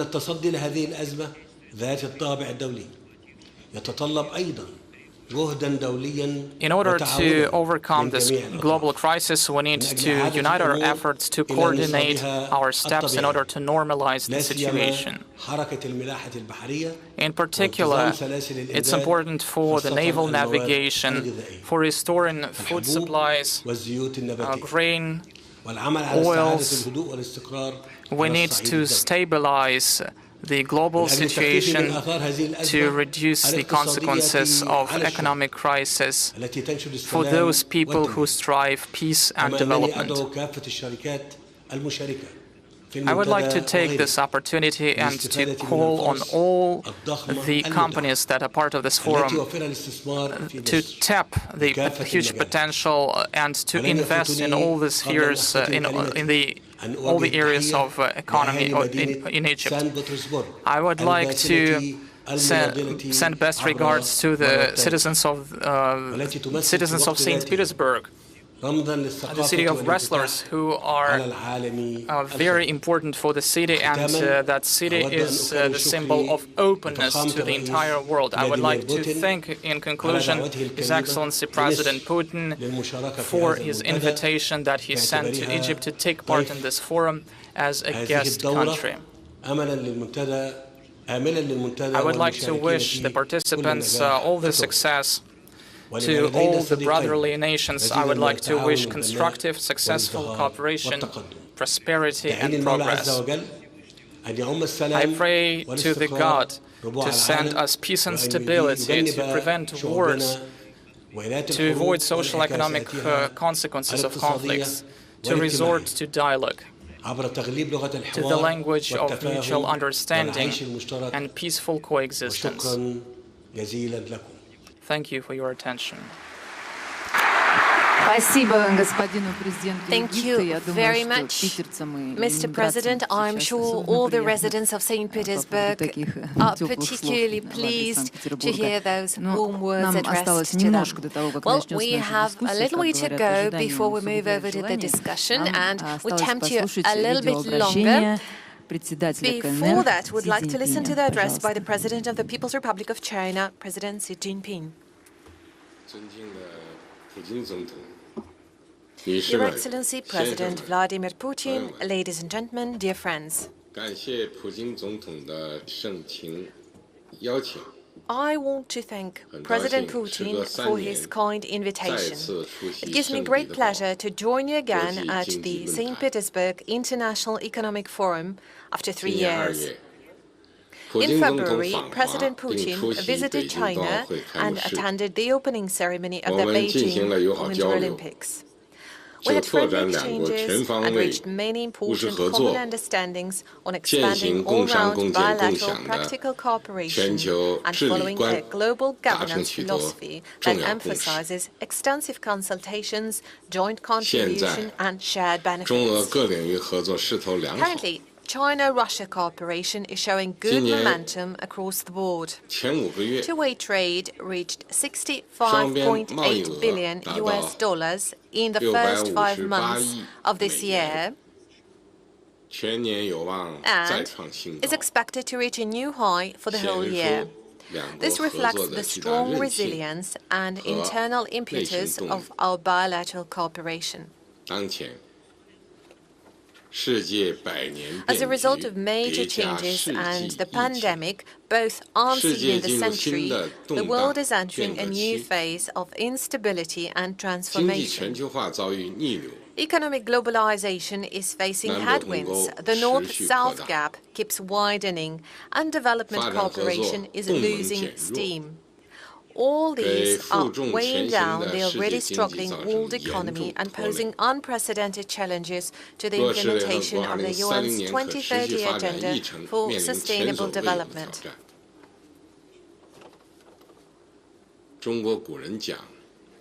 As an ancient Chinese dictum goes, a wise man will always think about potential risks in a favorable situation and look for possible opportunities in times of adversity. Crises and opportunities come together, and a crisis overcome is an opportunity gained. For a crisis to be turned into an opportunity, confidence is the game changer. The more difficult things get, the greater the need grows to stay confident. Last year, I proposed the Global Development Initiative at the UN General Assembly. It has been warmly received and supported by the UN and other international organizations and some 100 countries in the world. At a time when the international community is so keen about achieving more equitable, sustainable, and secure development, we should seize opportunities, meet challenges head-on, and work on the implementation of the GDI to build a shared future of peace and prosperity. First, we need to foster an enabling environment for development. It is important that we follow true multilateralism, respect and support all countries' pursuit of development paths suited to their national conditions, build an open world economy, and increase the representation and voice of emerging markets and developing countries in global economic governance, with a view to making global development more balanced, coordinated, and inclusive. Secondly, we need to strengthen development partnerships. It is important that we enhance North-South and South-South cooperation, pool cooperation resources, platforms and networks of development partnerships, and scale up development assistance in order to forge greater synergy for development and close the development gap. 当前，国际社会迫切期待实现更加公平、更可持续、更为安全的发展。我们要把握机遇，直面挑战，推动全球发展倡议落地落实，共创、共享、和平、繁荣、美好未来。第一，塑造有利发展环境，要践行真正的多边主义，尊重并支持各国走符合本国国情的发展道路，建设开放型世界经济，提升新兴市场国家和发展中国家在全球经济治理中的代表性和发言权，促进全球平衡、协调、包容发展。第二，提振发展伙伴关系，要加强南北合作、南南合作，汇聚合作资源、平台和发展伙伴网络，增加发展援助，形成发展合力，弥合发展鸿沟。第三，推动经济全球化进程，要加强发展政策、国际规则和标准的软联通，摒弃脱钩、断供、单边制裁、极限施压，消除贸易壁垒，维护全球产业链、供应链稳定，携手应对日趋严峻的粮食、能源危机，实现世界经济复苏。第四，坚持创新驱动，要挖掘创新增长潜力，完善创新规则和制度环境，打破创新要素流动壁垒，深化创新交流合作，推动科技同经济深度融合，共享创新成果。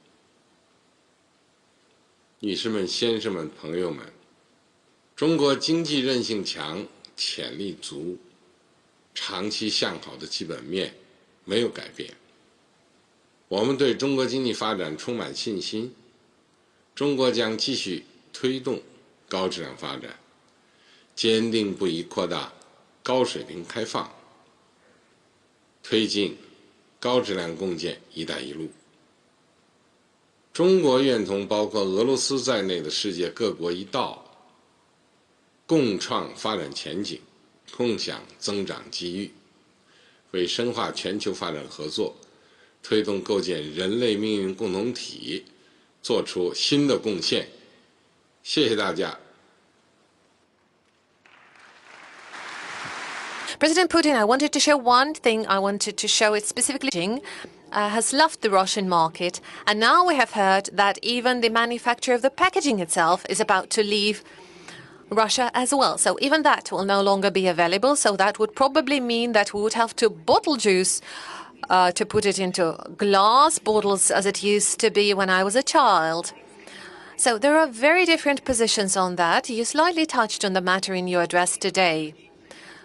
A major part of the people present in this hall at the moment have probably arrived to St. Petersburg on a Sapsan train.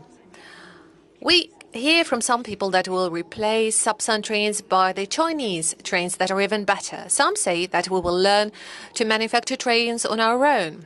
Well, I have to say that the high-speed trains we used to have in 1984, they were called R24, was aged 4 at the moment, and back then we had high-speed trains, but we no longer have them, which is quite sad. And there are people who say that, no, we cannot substitute Sapsan trains. They will operate for about 2 more years, and then we'll have to make a step back, and we'll have to refuse from high-speed transportation. And that will happen everywhere. Mobile phones, computers, everything that we're used for. And we'll have to refuse from that. That would be extremely sad, really heartbreaking, I would say. Is there any other option? Well, whenever a decision is being made, any decision, you have to focus on the essentials. What are the essentials today? Our independence, our sovereignty, and ensure our development in the future? Now and for future generations, or have a nice package today. Well, if we don't have our sovereignty today, then in some not far away future, we will have to procure everything, and we would only produce oil, gas, horse saddles, maybe as we used to do it in the past, and sell timber abroad. Well, that would be inevitable, and this is exactly what I was talking about in my presentation. Only sovereign countries can count on independence in the future. But it does not mean that we should step back and turn back the time to 30 or 40 years. Well, as for packaging issue, I do not think that it is so extremely complicated, and it's not something that we could substitute either with the help of our partners from other countries who would be delighted to occupy this niche, or maybe it's something that we could do on our own. Well, I see President Tokayev nodding his head, so most probably they are ready to jump at this opportunity. I'm sure they are, but that's not the point of the matter. We talk about import substitution a lot. Well, I would only add a few words on that. I don't want to take too much time. I will just answer this question. It's not about import substitution as such. It is important to create our own opportunities based on development of education, science, new and promising engineering schools, be that packaging or any other things, even smartphones. Well, we can always buy it. But what we could never get, and that was never the case, are those critically important technologies. We could never get those, even before, despite all the perfect relations we used to enjoy with our Western partners in the previous decade. And that is the problem. And whenever we want to protect our rights, we see sanctions being imposed and limitations, and that is the problem.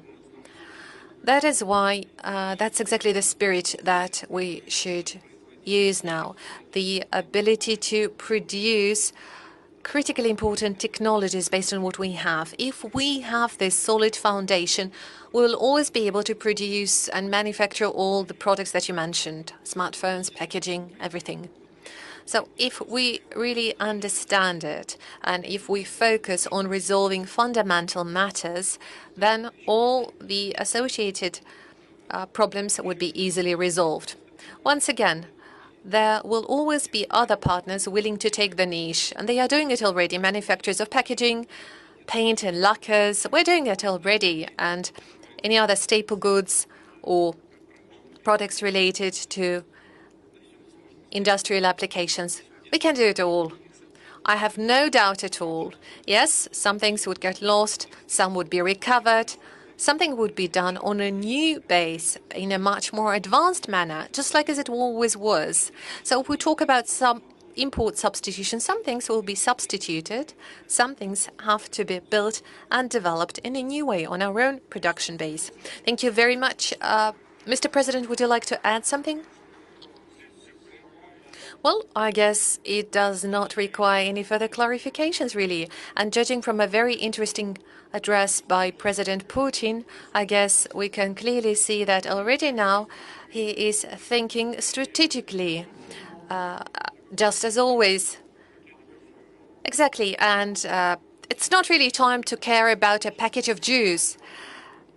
And indeed, if there is an exciting and lucrative business, it will always be taken, and there will always be partners to come and replace the other ones. There will be new packages of juice, I can assure you. New entrepreneurs will come up. We are talking today about something much more important, and this is what I focused on in my address, the importance of Eurasian cooperation, the importance of uniting our efforts. We have faced problems we could not expect, and I guess along this way we will succeed. Thank you very much. And I wanted to ask you about Eurasian Economic Union. You addressed the necessity to strengthen cooperation in Eurasian space. We all agree, but will we be allowed to strengthen this partnership? Clearly, Russia, well, how should I put it softly? Well, Russia is no longer caring to pay attention to somebody else's criticism or pressure. That was never the case. But there are other member countries, I'm sure your country and maybe even you personally are feeling this pressure. We can only guess. Maybe you would let us know more about it. But some other countries are being threatened by secondary sanctions. Will we be able to do that? Take into account the factor of pressure. Not the goodwill we have it, but those threats. As for Kazakhstan, I would not say that there is direct pressure being imposed on our country. Well, it is a matter of negotiations. Sanctions do exist, and we are taking those sanctions into account in our economic and trade strategy. But at the same time, there are obligations that Kazakhstan has. We are bound by the early agreements we have with the Russian Federation. And as I mentioned in my speech, the geography itself, not to mention the history, means that we are to be together, work together in some very specific conditions. I have mentioned availability of a special industrial cooperation program between our countries. So we are going to work on that, and I assume that the Eurasian Economic Union, despite all the difficulties, has a bright future ahead of it. And the member countries that have joined the Union together comprise a meaningful economic force, big economic potential. Well, one cannot rush ahead, and I certainly do not want to criticize anyone at all, because the actual difficulties and hurdles do exist. That is objective reality of today.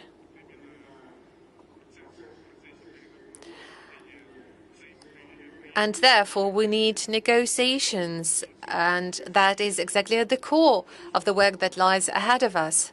That is a very challenging exercise. We need to find mutually acceptable solutions, take into account the interests of one another. Yes, we do have arguments within the Eurasian Economic Union. We do not only meet in an open format, we do have behind-the-door meetings as well. And I see President Putin smiling at that. Yeah, but we always find a solution, and that gives us reason for optimism. Thank you very much. I wish us all the best of luck in searching those solutions. Thank you. My colleague just mentioned that sometimes we do have arguments. We always have arguments. We always have disagreements. But we always demonstrate respect towards one another, and we will search and find compromises. You mentioned pressure from the outside. Well, we've just heard the speech by President Tokayev, and he mentioned the volume of our trade. Well, despite all the pressures, you cannot just cancel the amount of trade. $24 billion is the volume of trade for the previous year, and it's 12.5 billion for the few months of this year. And it will only be bigger. It will get close to 40 at the end of the year, probably. So this is something you can't cancel. It exists, and hundreds of thousands of workplaces are dependent on that, and the well-being of millions of people. It's just like if you try and cancel or anything, well, they try to impose sanctions on Russian fertilizers, but then they reverted their decision because everybody needs something to eat, and sanctions can change this. And an attempt to make a blitzkrieg against Russian economy. Well, clearly they failed. As Mark Twain was saying, the rumor of my death are strongly exaggerated. Well, the same applies here.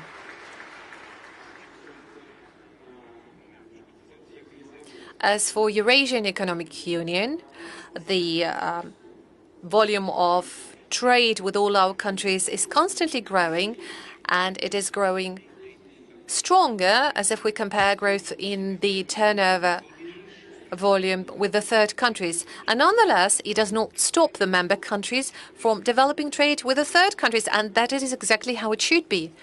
It's very good. My colleague also mentioned investment from China, but I have to say that Russian investment into Kazakhstan is 7 billion.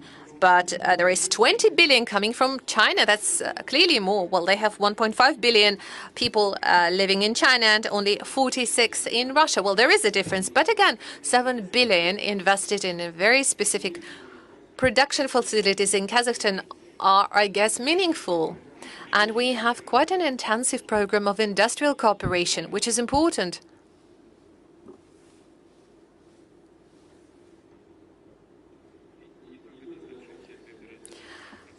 And it's not just the cooperation we've been having with the Eurasian Economic Union, but those are also newly developing projects. You can't cancel that. You can't ban it, no matter how much you'd like that. So problems are being created, but I'm confident that we will overcome them. Just as a follow-up on your comment that everybody is hungry and everybody needs food, well, you could hear a slogan somewhere around Moscow, like, all we can hope for is hunger. What is meant by that is that, well, here comes hunger, and that's when our partners will come to their mind and will cancel sanctions because they will realize that they have to be friends with us. Do you think that that is a realistic forecast?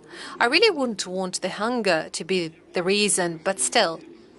As I mentioned in my speech, the situation in the global food markets is deteriorating. And again, I want to emphasize, it's not our fault. Definitely not. It all started with the skyrocketing inflation and pumping money supply and money printing by the leading economies in the European Union and North America. They created this problem. And of course, they made things even worse with sanctions imposed against Russia, primarily the logistical problems, financial services, insurance. But we certainly wouldn't want anyone to suffer from hunger because of that. I've lately was meeting the representatives of the African Union. I told them, and I want to assure them once again, we're going to do everything possible on our side to take care of the interest of our regular buyers of grain. And by the way, lately we've been supplying grain to Kazakhstan as well. And we intend to do it this year as well. I've already mentioned this number, 50 million tons of grain we're going to have this year. That is a serious volume. We are still leading in volumes of sales of grain at the moment. We are #1 in sales of grain in the world. But again, we are not happy at all. And we are not taking joy in any kind of negative consequences that might follow. We really hope that finally our partners will come to their common sense and the situation will calm down and everyone will start treating interests of their partners with respect and will function normally. And I have no doubt that time will pass and many of our partners from at least European countries will come back to the Russian market and will keep doing business here. I'm absolutely convinced of that. Life will force them to do that, and we will not stand in their way. We are open to the world, but they have to realize that you need to treat other people with respect. I hope so. We were warmly welcomed by the president of China, and there are different opinions on China among experts on the region. Some experts say that China is being careful that it will not extend a helping hand to us because it can damage their interests. As an example, they say that Huawei shops are being closed in Russia. Others say that cooperation with Moscow corresponds to the core Chinese interests.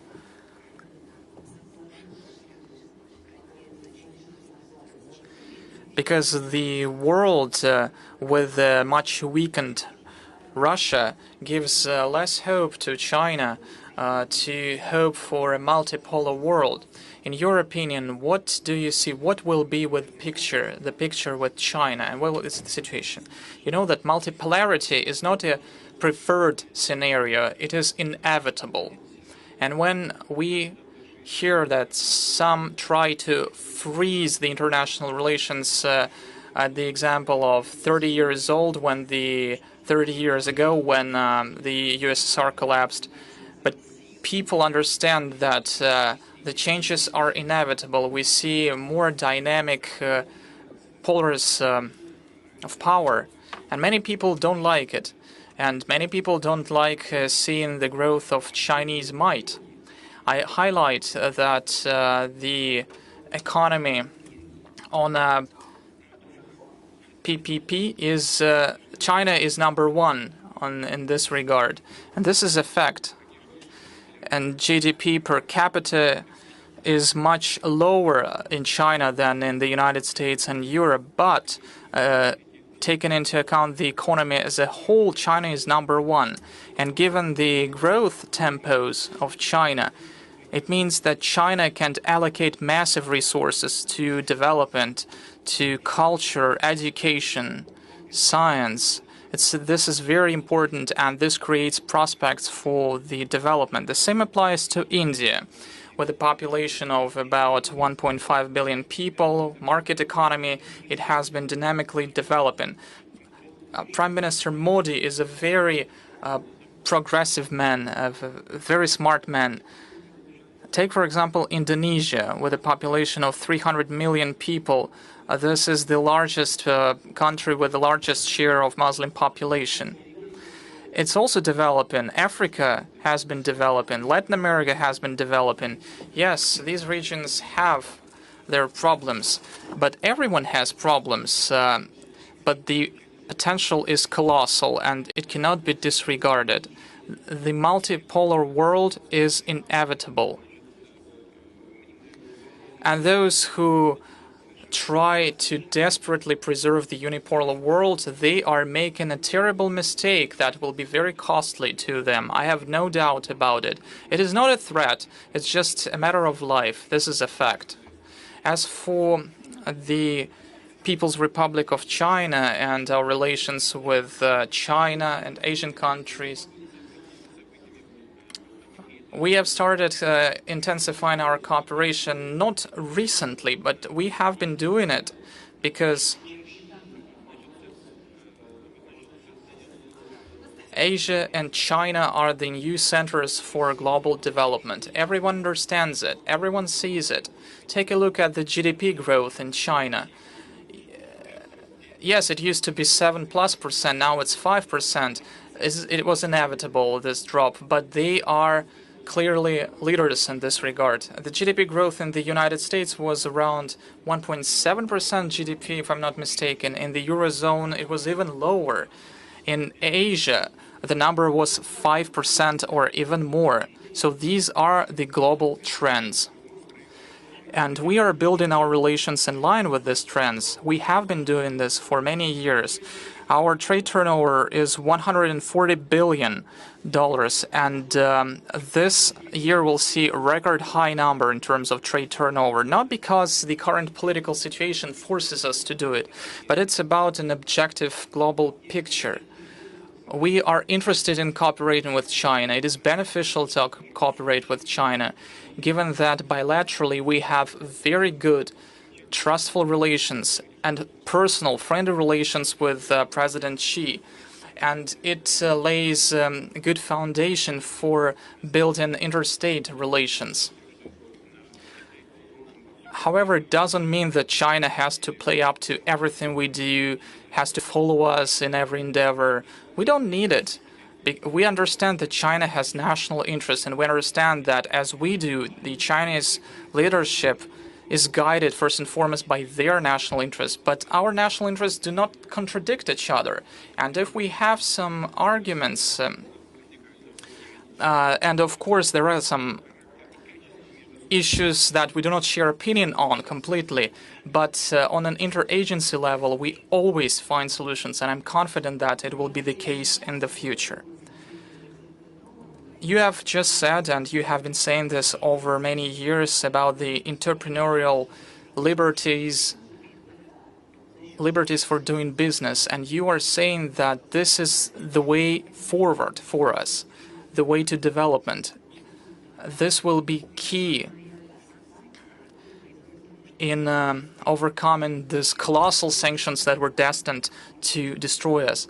And the president of Kazakhstan, Mr. Tokayev, has recently said, I quote, "In a new just Kazakhstan, there must be no room for corrupted judges and law enforcers," end of quote.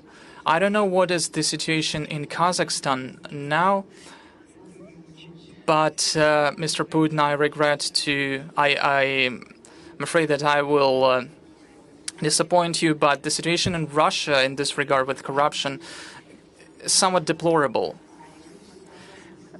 because the number of people sent to pre-trial detention centers, the number of businessmen sent there remains the same. So you know that in America there is a deep state. We have an anti-state that doesn't listen to you and doesn't respect the current legislation. This is deplorable. Maybe we can adopt a tougher stance on it, for example, to enshrine it into our legislation, to forbid those people being sent to the pretrial detention centers. I think that those people who are sent there, they are less harmful than the system itself, because this system protects the interests of some unscrupulous people. This is a very sensitive matter. I have already mentioned it, and you have been speaking on behalf in the interests of businessmen. I understand these concerns. This is what I was talking about. This was the reason why I was talking about it. But there is the other side of the medal, the interests of people, of ordinary citizens. And if they see that if there are illegal violations, the violations of the law with regards to businessmen, then ordinary people think that they ask themselves a question: why aren't state protecting us? So the situation is not easy here. You have just mentioned the fact that we are facing pressure. But let's go back to realities.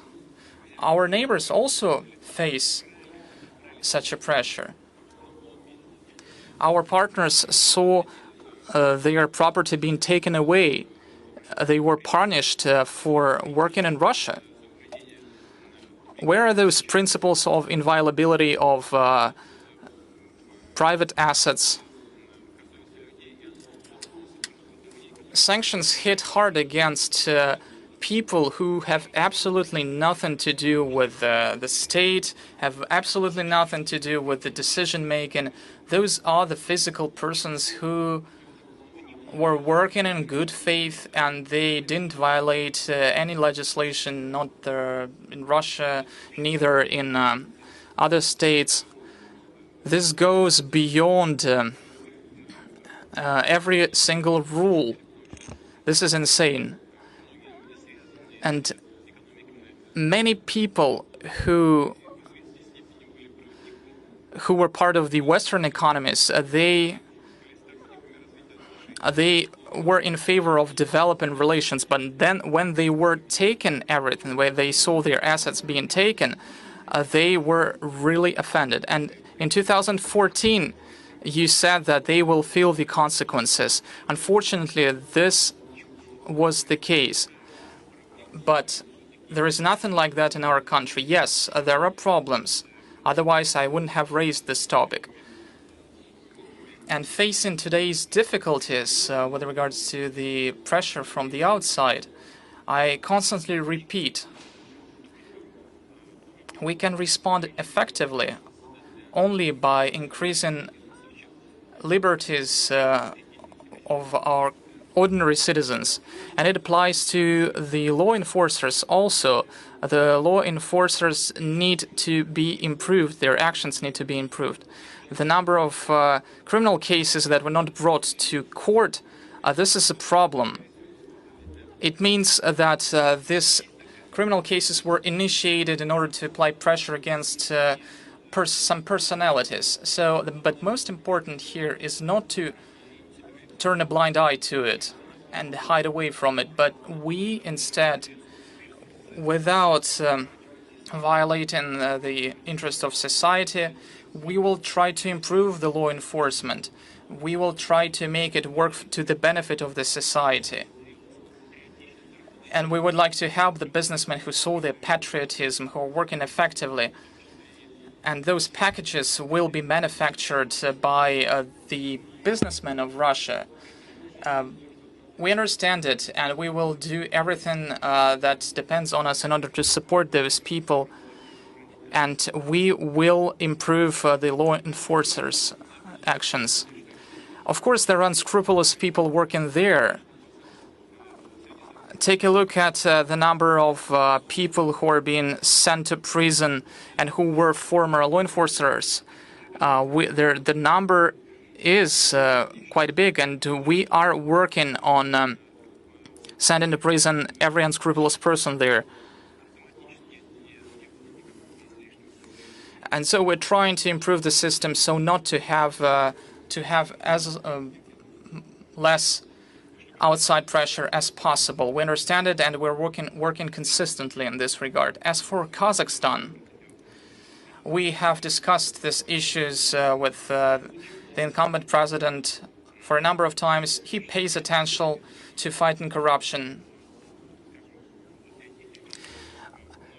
On IT, many specialists I would like to mention, they go to Kazakhstan because Kazakhstan has created good conditions, and we will follow the example of Kazakhstan, and we'll bring them back. Thank you very much for complimenting our country. Indeed, we are creating the best possible conditions for our Russian colleagues and friends to work in Kazakhstan. I understand that their relocation may not be permanent, and they may come back to Russia at some point. But at this, we need also to cooperate, and we need to screen off those people who decided. And it is impossible to screen off those people who want to work in our country. As for the law enforcement agencies reform, I understand I concur that this problem is very difficult to resolve, and this problem cannot be resolved in a blink of an eye, because people. But this problem needs to be resolved because people see the problem, and it leads to social depression. Therefore, I established a special commission on returning state assets that were illegally privatized with the use of administrative political resources. Apart from that, I established a commission headed by the Prosecutor General that will be in charge of returning financial assets that were illegally transferred abroad. I understand that this is a difficult task because we'll have to work in line with a lot of procedures, but this has to be done. As for the law enforcement agencies reform, in September, I will declare a new package of reforms aimed at changing the format of the judicial system. This is a very relevant problem for Kazakhstan in particular. Now we are pursuing police reform.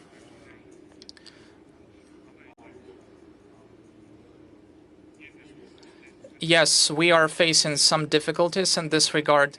Nevertheless, I believe that in the long run we will be successful. What we need, what is crucial, is the political will and the support from our citizens.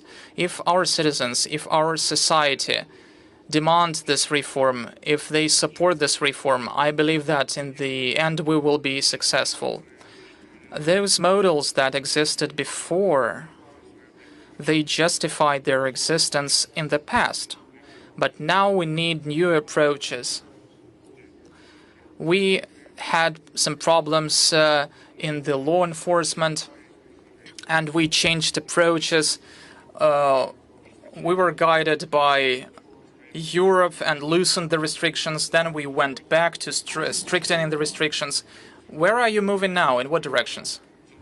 And now we found this golden mean and that it clearly is based on the needs of our people who want to see policemen as a reliable protection, those people who are immune to corruption.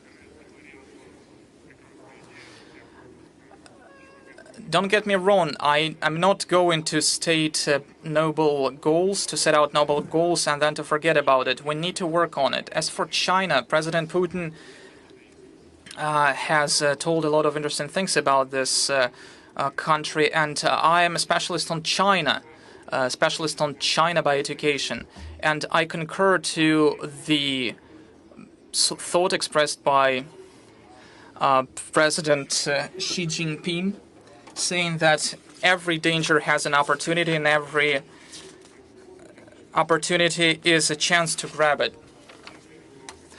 I understand that crisis is comprised of two hieroglyphs, danger and an opportunity. Every crisis has opportunities and dangers, and we need to grasp those opportunities. You mentioned the Huawei company. I spent almost 8 years in China, and I had the opportunity to visit this company at the very outset in the Hanxin region. I remember very well when this company was stationed was based in a 3-room apartment, and at that time nobody thought that it will become global. But it happened. The key to the Chinese success is the fact that Deng Xiaoping managed to build a concept, economic concept. He reunited capitalism with a social foundation. He said that it was a Chinese-specific socialism, and it was China who understood the importance of modern technologies. And they did it step by step. First of all, they produced essentials, sold them abroad, brought money to China, invested those funds in buying technologies, procured technologies from abroad, as was said by the former US President Donald Trump. But in fact, China reached many successes in technology, and they set out on a way to turn China into a cyber power. So this is the key to success, the right strategy.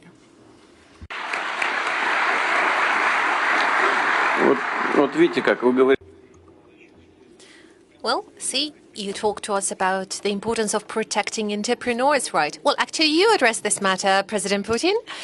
Yeah, all right. My colleague from Kazakhstan addressed the matter of assets recovery, and especially the capitals that were brought out of the country illegally, and now you don't know how to bring them back to the country. Well, in Russia, many entrepreneurs, many businessmen took money away abroad legally, but this money was taken away from them. They were ripped off their money. That's exactly what I'm talking about to you now. You make sure you invest here at home, and we will take care of your investment. This is exactly what we're going to focus on. Well, I remember you once told it to our Polish colleagues, all you have to think about is about your home. And President Putin, when you're saying that it's somewhat better out there, better abroad, well, you have to be a complete idiot or a moron, really a hypocrite, to believe that the West lives the values that it has been feeding to us as the only truth. The right of speech, right of property. I'm saying that as the editor-in-chief of RT, that they closed in a day, and now they approved the extradition of Julian Assange, that will be put to prison for 175 years. He is to die in prison. It's very difficult for me to say it. He was a former employee of the House. He had a program, and he's an outstanding journalist. And he will be put to prison for the work he's been doing as a journalist. So what kind of property right can we talk about when we see that happening? It is exactly not what we believed in the 90s. But we're not there. We are here. So coming to this matter, I'd like to ask you about the administrative guillotine. You probably remember that the government president presided by Medvedev launched this process. But we still don't really have it. And those rules and regulations that many agencies are guided by whenever they come with their inspections and audits were written back in the 70s and the 60s, and they are totally outdated and are really difficult to comply with. Technically, it is virtually impossible. Maybe they were up to date back then. They protected consumer rights, which is, of course, important.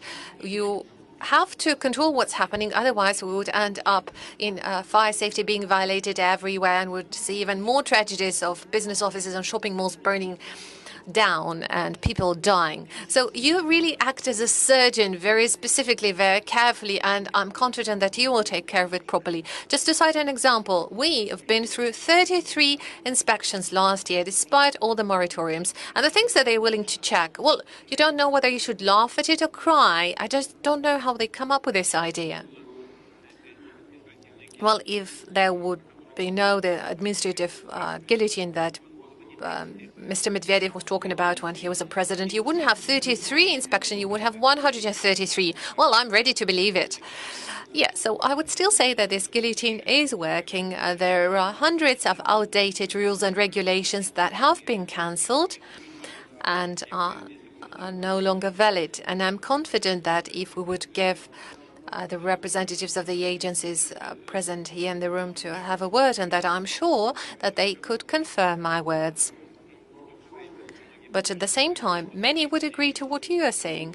Indeed, not enough is done there, and that's exactly what I'm saying. We need to cancel all the audits and examinations that are not really needed, all those inspections that are not necessary. So all those inspecting bodies should only come and check when there is a risk posed to life and health and well-being of people. Otherwise, it could be controlled and monitored remotely without any interferences. It is all doable. So, of course, a lot has been done already along this track, but we're not going to stop at that. We will continue this work. Thank you. The whole world was waiting for our economy to be shredded to pieces. Well, not the whole world, actually just one part of the world and not the biggest one. And just to remind you, 83% of population live in the countries that support Russia, or at least are not joining the sanctions regime. So they didn't see our economy being torn to pieces. Our economy is made of a much stronger fabrics. You can't tear it apart that easily. And we've seen government reacting very quickly. Well, I've been criticizing the government for the administrative guillotine, but I can't but praise the government for a very fast response on the very first days. One could not possibly imagine that we wouldn't face the huge leap of inflation that we could have, that the dollar would not reach 200 rubles, and that the aviation would be at a halt. So with God's help, we think that we are really at the threshold of possible in a good sense, because we acted really quickly, as quickly as we could, and we can't blame the government for being slow. But the question is, maybe it is time to review the whole system. It was really interesting to hear you say that we need not just import substitution, we need to do something new so that they are trying to keep up with us. That applies to technology, if I understood you correctly, to the industry. Maybe the same could be applied to the economic model as such. Well, we've heard about market economy a lot, about capitalism, but now we start seeing it differently. Today at the Vneshekonom Bank session, it was mentioned that capitalism has outlived itself. It's all about trade and making money. Maybe entrepreneurs should see their role differently, the place they live, their home. They have to treat it differently and try to make it better. And probably there should be more interferences in economic processes. Elon Musk could never be Elon Musk if he was just an entrepreneur. He is living from the orders from Pentagon. You could also say that BBC is an independent broadcaster. Well, I could argue that. So maybe the government should support economic activity in a way to create new economic models. What do you think about it? Well, I've addressed this matter publicly at one of the online events we've had. I was saying that the earlier models of capitalism have somewhat outlived themselves when you only focus on making profits. And the world is moving to a stage of development when it is important and everyone is actually forced to think about something bigger. If we keep going this way, then the world will be totally out of balance and the threats are becoming imminent, and that is the challenge of the time. And if we want to preserve this fragile balance, we need some kind of rebalancing. And we need to take into account all the factors that violate this balance. The same applies to matters of food security, a shortage of fertilizers. How can you do it otherwise?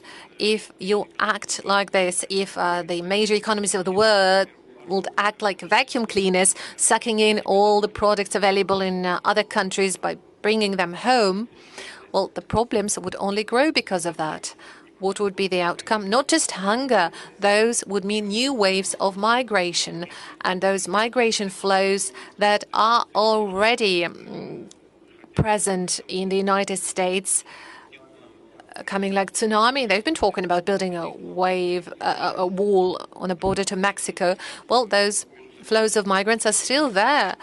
The former and the current president might argue as long as they want, but the migrants are coming. God forbid if hunger happens in Africa, then the economic migration would only come to Europe. How are you going to react to that? Well, very simple. You simply have to stop acting like this when you only think about yourself. If they go on like this, the consequences would be severe. We need to move on to other type of model of doing business and regulation. That is a difficult process, but I think it is inevitable that the global community will come to this idea.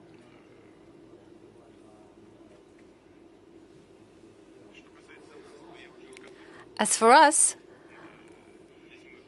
like I said, we are in this paradigm, in this global trend, and we primarily need to focus on what my colleague was talking about, the president of Kazakhstan. We need to first and foremost focus on the matters of economic growth driven by technological development, new management models for the economy and social and political affairs. This is the only way for us to ensure leadership. This is where we have our competences. Thank you very much, Mr. President, Mr. Tokayev. I'd like to ask you, do you think that that kind of imminent changes are likely to happen to the global economic models? Do you really think that they are inevitable? Well, I would say life dictates this necessity today. But on the other hand, I would agree to what President Putin said about inevitability. And I also agree that there is no need for self-isolation. I am a strong supporter of international cooperation, both political, even more so cooperation in the area of investment, economics. If you fail to do it in one area, you have to switch over to another one. The world is like this today. If you only want to focus on your own strength, you won't go far. Import substitution in a pure form can't exist. You need to actively search for opportunities at other markets. You need to interact with your partners. And coming back to China, China plays a vital role for Kazakhstan as a market. We have a shared border that brings us together. It is more than 4,000 kilometers in length. Everything produced in Kazakhstan, be that commodity or consumer products, chocolate, oil, plant oil, sunflower oil, it has a very high demand and finds its consumers in the Chinese market. And we trust our relationships with China. It is a very reliable partner, no matter what people say. Who says anything bad about China? Well, you know that better than I do. So in terms of regional cooperation, and even more so global aspects of it, have to stay. We are against self-isolation. We need to work with one another. Of course, now it's very difficult to survive on your own. Certainly, Russia has much greater opportunities because the economy is relatively large, the country is large. We have less opportunities. I have to be open on that. Although the potential of the Kazakhstan economy is extensive. In the Central Asia, our economy is bigger than the economies of other Central Asian countries combined.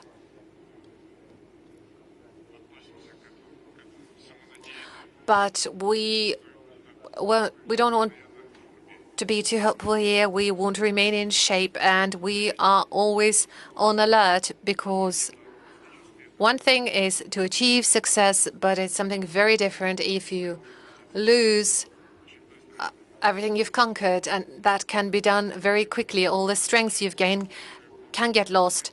So under the circumstances of global competition, we have to stay in good shape, and that's exactly what we're focused on. Thank you very much. Now let's move on to another topic. Inevitably, we have to talk about Ukraine. I guess no discussion can happen today without addressing this matter. But before I ask my question, I'd like to make use of this opportunity, and I'd like to remind you, if I may, that we've met a year ago with you and the representatives of the Russian media. We just got back from Donetsk with our colleagues, and we were very affected by this trip. And we asked you whether Russia has any plans to support those deeply troubled people. They looked at us with hopes in their eyes. They had nobody else to hope for. And it felt very difficult emotionally. We had a lot of compassion and sympathy for them. And you told me back then, well, don't worry, Margarita, we are not quitting on Donbas. And many people, well, luckily not that many. There are some people who are saying that they are ashamed of being Russian, ashamed of coming from Russia. Well, back then, we felt ashamed. Now we are ashamed no longer. We can be worried, concerned, not because of the sanctions. I'm sure we'll overcome sanctions. We are concerned because people are dying, but we are ashamed no longer. And on behalf of my colleagues and millions of people who share my feelings, I would like to thank you.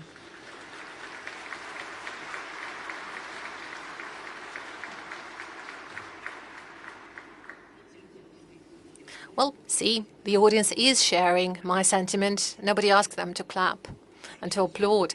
Well, thank you for that, dear audience. Now, my question. We all know what the majority of people are afraid of in our country due to this situation. That is exactly what the people on the liberated territories are worried about. People are afraid that we are going to leave them alone. We're going to quit. We aren't going to quit, are we? Well, the first part of your question, if I may first, you mentioned that some people say that they're ashamed of being Russian. Well, only those are ashamed who do not see their destiny tied, lives of their children tied to our country. They're not just ashamed. They simply do not want to encounter any trouble in those regions of the world where they want to live or want their children to grow. Well, those are exactly the people who are worried. And people who think, people who see their destiny tied to Russia, well, maybe they are concerned by what is happening. Maybe they are worried. But deep in the heart, they are definitely very much interested in Russia growing stronger, more independent, more sovereign, more confident in its own future. It can't be seen in any other way if you want your children to grow here and to live here. So we shouldn't really talk about shame here. It's something different. Now, as for what is happening, well, military action is always a tragedy, but we were forced to do that. It was inevitable. We were forced to act in this manner. We were forced to do that. We were really pulled to this line. And look how it all happened. No matter what kind of pro-Western governments are there in Ukraine, we worked all right with all of them. President Yushchenko, Madam Tymoshenko, they were completely pro-West. And the so-called civilizational choice. What kind of a choice is that? They have stolen money from Ukrainian people, have hidden the money in the banks, and now they're saying that they want to protect Ukrainian people. And the best pretense for doing that is to say that that's civilizational choice.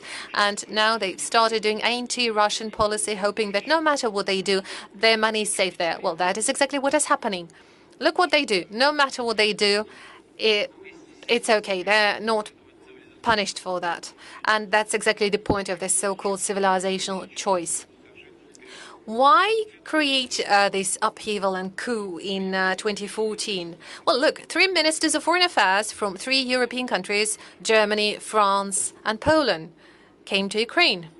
They were present as guarantors of agreement reached between President Yanukovych and the opposition. I received a call from President Obama.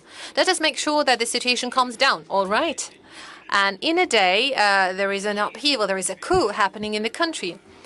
Why? Why do that? The opposition would come to power in a democratic way. Why not do it this way? Go to the elections, volunteer and win the elections. Why create all this bloody mess, this upheaval? And now they're saying, well, we shouldn't remember that. Oh, no, we will always remember, because that is the root cause.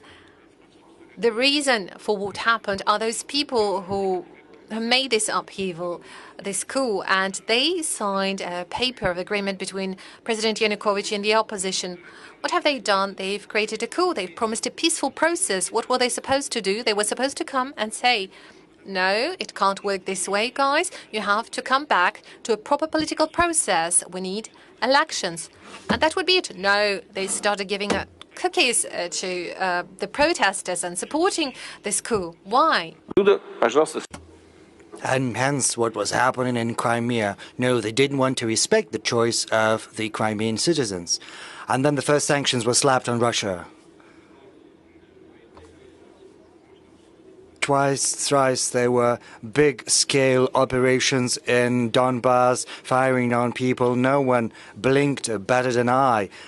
Then the Kyiv authorities decided to renege on the Minsk agreements, but they were okay with that once again. That's where it all has come from. Moreover, they started to build an anti-Russian springboard in Ukraine. Imagine we were trying to build something like that somewhere next to the US border, somewhere in Mexico. No one is even thinking of doing anything similar next to the US. In the past, we even removed our military bases from Cuba. No one would ever entertain such a thought, such an idea, whereas they do exactly the same to us. Thousands and thousands of times, hundreds of times, we were saying, let's come to an agreement, but no, they wouldn't do that. Where does this disrespectful, negligent attitude towards everyone, us included, come? Well, it comes from the sense of their own magnificence which appeared after the collapse of the Soviet Union. I already said what we are gonna do. We are going to protect the interests of these people. Our guys are fighting there. They're giving their lives. But there's no other way. Otherwise, why these sacrifices? Of course, we're going to support people who live in these territories. But in the end, it is going to be up to the people who live there, who reside there, who are going to make a choice about their future, and we will respect that choice. Thank you. Well, truly, as you're probably aware, this special operation, well, amazingly to normal people, in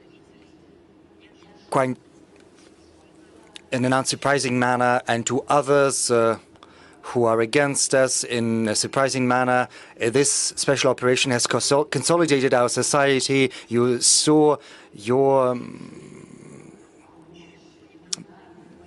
own reputation climbing up in the polls, and people are willing to volunteer their own assistance. They are ready to provide accommodation in Moscow region and elsewhere. Military correspondents are sending the necessary equipment. If you know that this or that battalion requires a drone or something else, this is surprising. We only read about such heroic deeds and consolidation of our society in books during times of trouble and tribulation. At the same time, sometimes, especially in Moscow, one comes under the impression that we live in the final part of, a drama by Bernard Shaw, where broken hearts are, where heart breaks. So everything is first fine, and then bombs start falling down. And right now we hear such words spoken as nuclear war, the third war. We understand this is not the second, the third special operation. Well, I'm not talking about us. We saw such special operations elsewhere. Our so-called counterparts carry out special operations, and they wage war wherever they please, and no one is criticizing them. If something is happening in Libya or Afghanistan, in Syria, no one says that this would result in a third world war. So do you think this rhetoric is acceptable at all? Are there any grounds to these discussions, or is it just idle talk? Yes, we hear such rhetoric, but where does it come from? From their own statements. First, one irresponsible politician says something, then someone else at a very high level at the foreign ministry. The leaders say such things, but we're not going to stay silent, and we have to respond. And they simply cling to our words and say that Russia is threatening, but we're not threatening. We are simply saying that we will do everything to protect our sovereignty. And this is obvious. And the special operations you've mentioned. Well, these were no special operations. These were full-blown wars that were waged. Iraq was virtually devastated. And what about Libya? Yes, Libya has still been unable to rebuild its statehood. And what about Afghanistan? How many years they've been there and how shamefully they fled? Well, it's not about shame. They did leave Afghanistan, yes, and gloriously too. But, first, it was developing the way they wanted it to, not the way it had to. As far as Yugoslavia goes and its dismemberment, after the end of this country, new countries emerged. They had different interests, they had controversies, there were differences, internal too. But they were fueling these differences in these countries, and they started to tear Kosovo away from Serbia. I do not quite understand why. As far as our actions go, incidentally, let's look at the legal side of the matter. It's completely in compliance with international law. When Kosovo split, under the pressure of Western countries, the ICJ made a decision which says that in accordance with the UN Chapter, if a territory splits, you don't need to ask for the permission of the central authorities. And this is what the order of the ICJ says. And this sets a precedent. Very well. And the same should apply to the Donbas republics. They should not ask for a permission from the Kiev authorities. They've declared their independence. Did we have the right to recognize them? Yes, we did. And that's what we did. We entered into an agreement with them, a treaty of mutual assistance, and in accordance with Article 51 of UN Charter, we provided military assistance to them in full compliance with the UN Charter, whether anyone likes that or not. And that's what they did. They set a precedent. So our actions are completely legitimate. Or let's go back to how the military hostilities in Iraq broke out. They were not legitimate because no one asked for anyone to come. There was no treaty in place, nor was there any recognition of a newly established state structure, state entities. They simply came and bombed the country into nothingness. And what happened in Libya? They designated themselves as God's messengers on planet Earth. Right now they say it should be behavior or life by the rules. But what are these rules? It's just absurd. There are only rules that have to be observed, namely international public law. But what are these norms of the international public law? These are agreements between different countries which constitute a compromise and to which countries have subscribed. And if someone devises their own rules trying to impose them on other countries, then this won't ever fly. It's absolutely obvious. And we believe that sooner or later, and the sooner the better, the whole of international community will get back to understanding that you have to live not by rules that are devised by someone, but in compliance with international law, and that's what we should do. President Tokayev.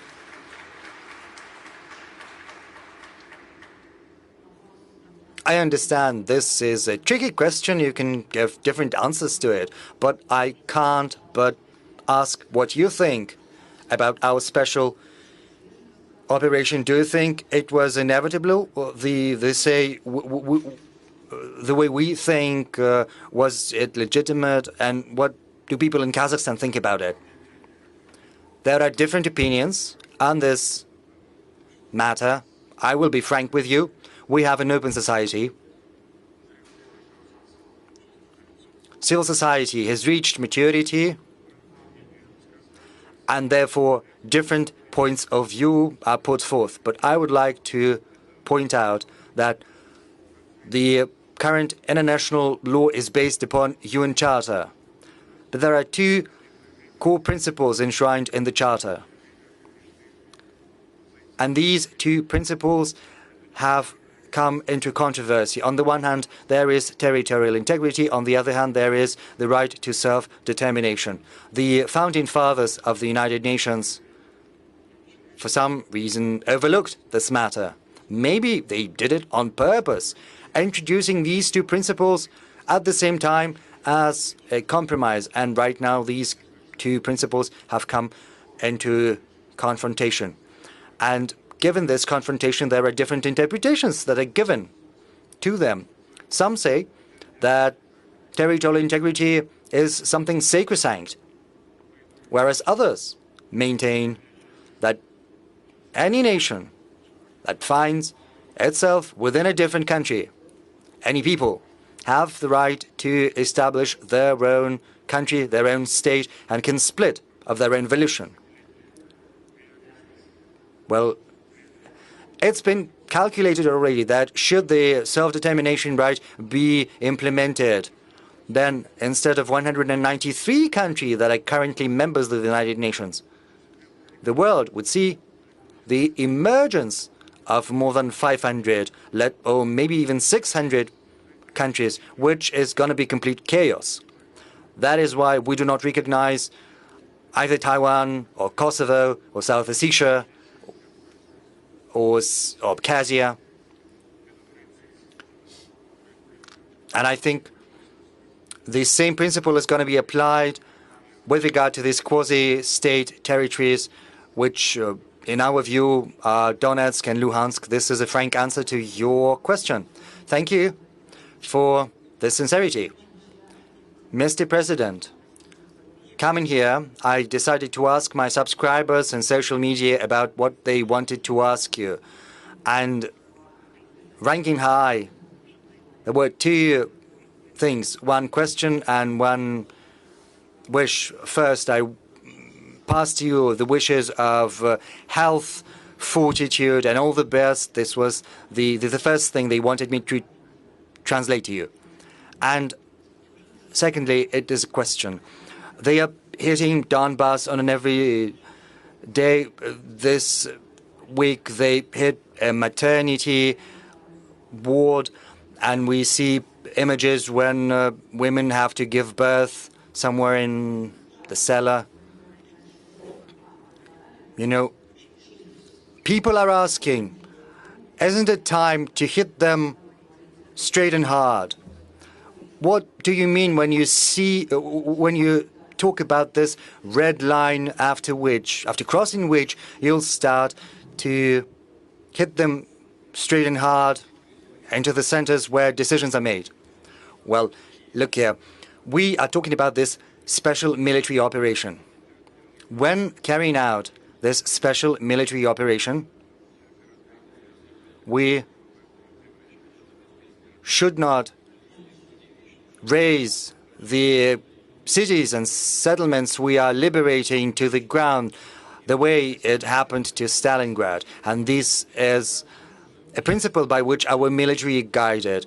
Secondly, with regard to the senseless strikes against Donetsk, the line of contact was established 8 years ago. And, of course, it was heavily fortified. And at this particular sport, local citizens are fighting one another. These are military units recruited from Severodonetsk and also somewhere from near Luhansk, and they are fighting well.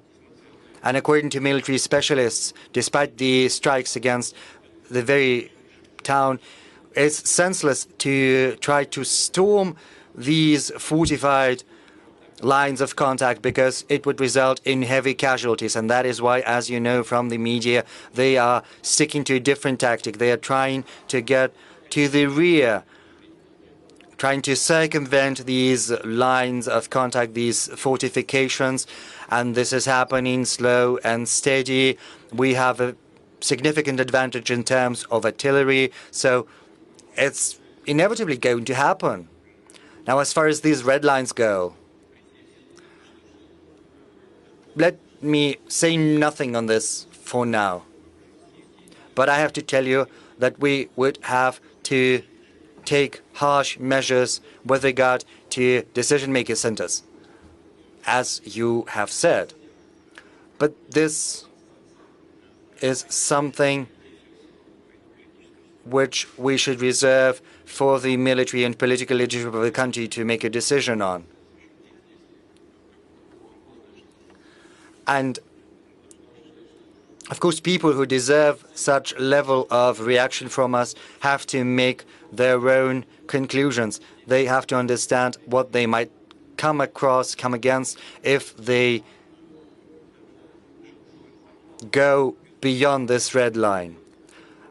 And also I have to say that strikes against residential neighborhoods constitute war crimes, crimes against humanity, but this is a humanitarian matter which is going to be addressed, I'm confident.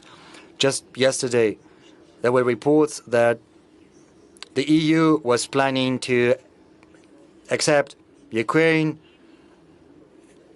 very swiftly. There were 3 European leaders. They went to Kiev and they were frightened by sirens blaring, as I was told.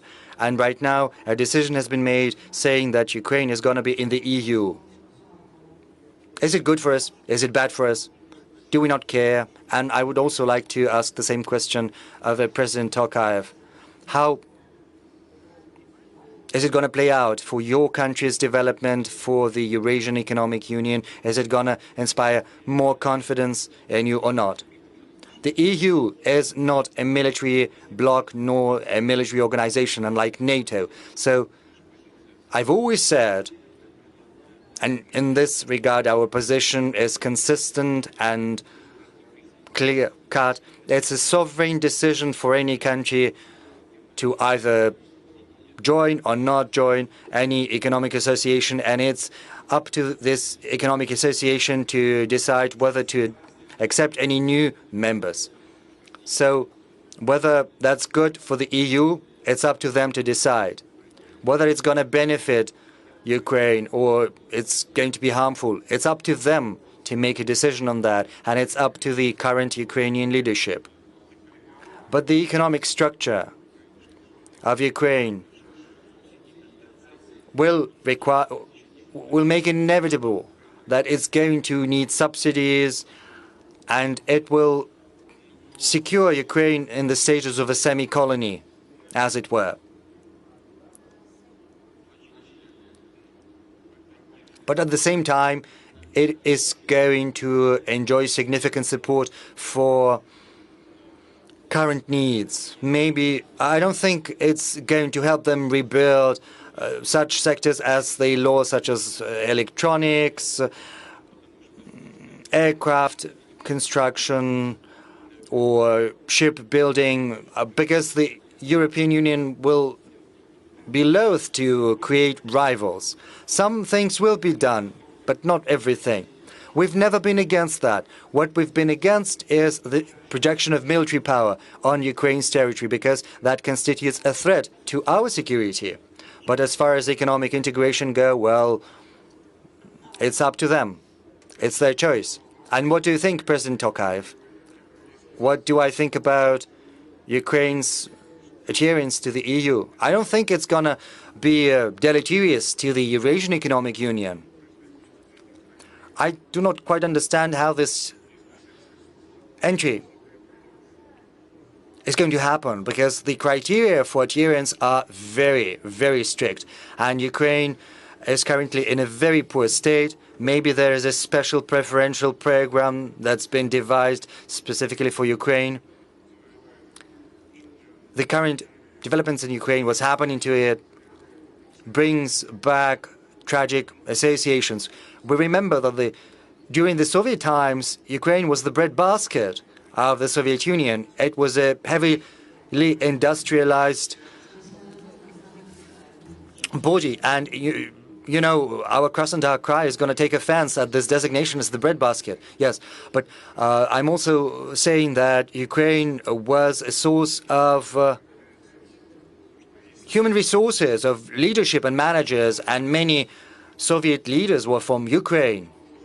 Right now, these realities are changing. So getting back to your question about the European Union, a decision has been made to help Ukraine join the EU. And as President Putin has rightly mentioned, this is an economic union. And if they deem it possible to accept Ukraine into this economic association, this is how we should treat it as economic reality. Yes, and I've written that and I've spoken about that in public. Over the recent decades, Ukraine has squandered everything that was built in previous decades. The main economic sectors virtually disappeared. And it's sad. And let's just set aside the current special operation and the situation in military affairs. But let's look at the structure of Ukrainian economy. Agriculture still exists, but the rest is in a deplorable state. And there is a very slim potential for rebuilding. They would require dozens of billions in investment to rebuild normal economy. You see, Russia has seen introduction of sanctions, and these sanctions are quite harsh. The central bank had to increase the key rate to 20%, but right now this rate has been brought down to 9.5%, so it's decreasing. We saw a spike in inflation. It was 17.8. Right now it's 16.7, and there is a decrease in trend. Yes, I heard promises of a deflationary spiral. Yes, some specialists keep this threat in mind, and this is something we have to give some thought to, because over the recent months there was almost zero inflation rate. And of course we have to think about deflation. We have to take that into account. But see how stronger ruble has become. Something it's bad that we need ruble at a dollar at 70, 75, yes. For anyone who studies economy, you understand you sell something, you export something, you get dollars back into Russia, and if a dollar costs 80, 75 rubles, then you get 75,000 And if dollar is at 50, 56, then you get fewer rubles, and you have to spend rubles inside your country. And of course, for importers, it's not that exporters is good, for importers it's bad. But there is also the risk of very cheap import flowing into Russia. But there are also some benefits.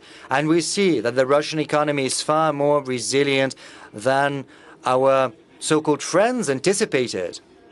In other words, this has been achieved through a sustainable macroeconomic policy we've been pursuing over the recent years. And the key industries have also got our support. We understand full well there are difficulties with the supply chains. We're waiting for spare parts, and we expect new difficulties to arise. We are fully cognizant of that. But let's look at agriculture. It's grown by 3.2% over 4 months. It was 2 and 3, and right now it's 3.2. Let's look at construction. In April, it saw an increase of 7.9%. And since the beginning of the year, the growth rate has been 5.8% in construction, but they say that the market has collapsed.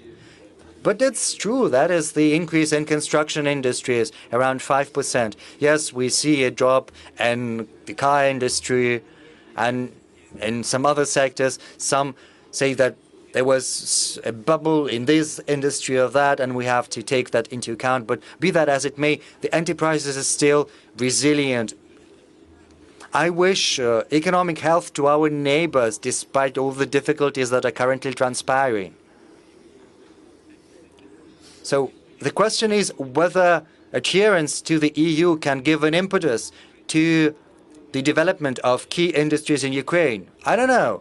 But Ukrainians are a talented people. They've got a great potential. And we assume that sooner or later the situation is going to normalize, and we're interested in wealthy neighbors. And it's inevitable that relations are going to be rebuilt. We are still sending gas in transit through Ukraine. They still get the money for the transit, incidentally. And everyone is trying to make us send even more gas and pay even more money for transit. Well, it might seem ludicrous and somewhat illogical, but it's happening. But why? Because they don't want to pay to Ukraine. They want us to do that in their stead. And that's been happening for dozens of years.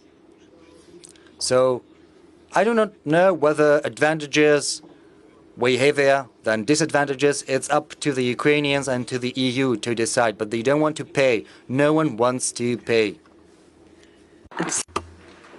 It is always the case, Mr. President. That's how the world works. No one wants to pay.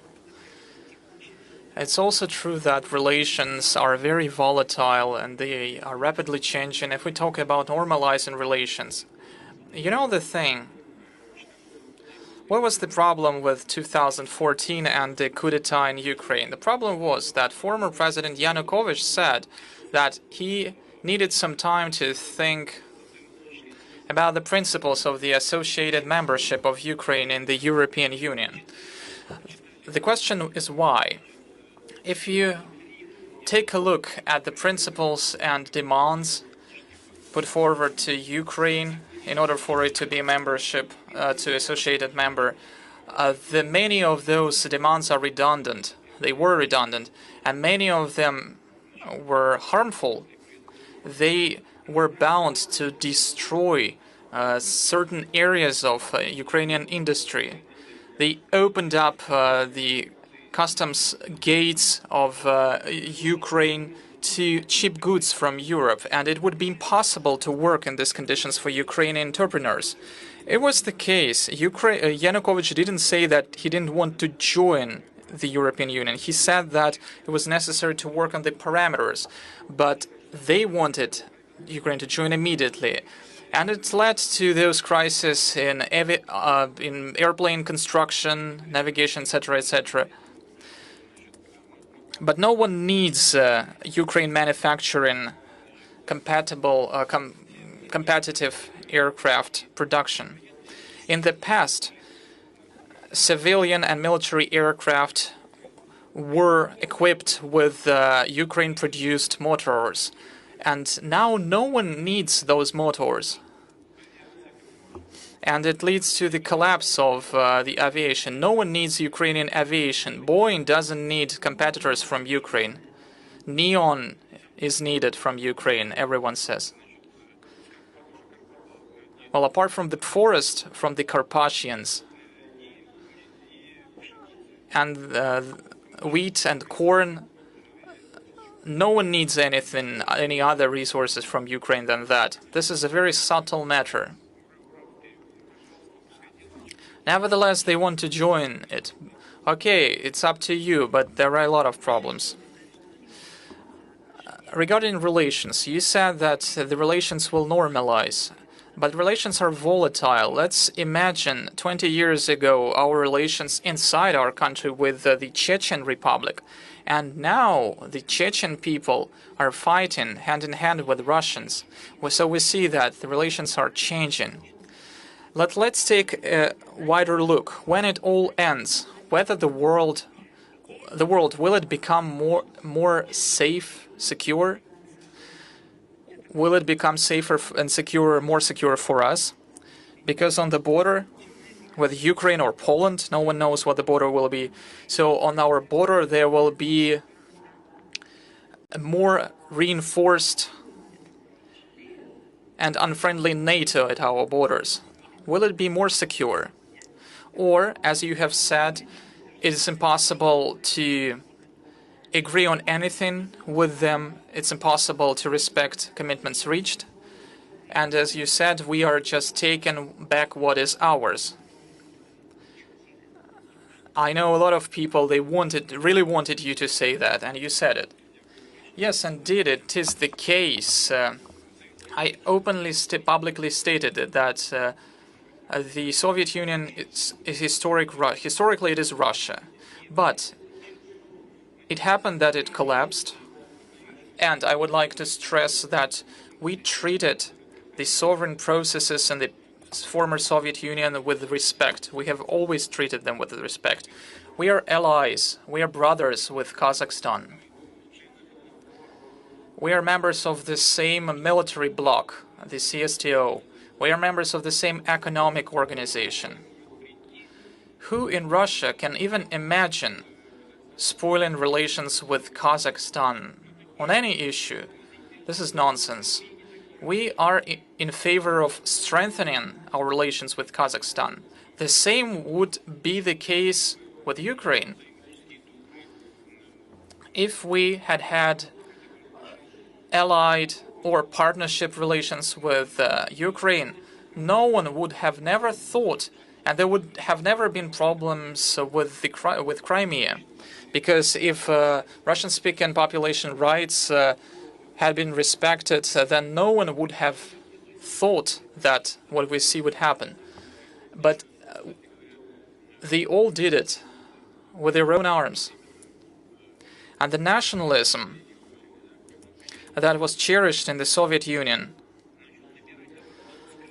and this nationalism after the collapse of the Soviet Union, it was actively galvanized despite our supply at a very minor prices of energy resources to Ukraine, despite us subsidizing the Ukrainian economy. Those nationalism was constantly growing. And why? Because of the ambitions of a narrow group of people, of those who follow the ideas of Bandera. And that's it. If we had had normal relations, that this tragedy would have never happened. I assure you.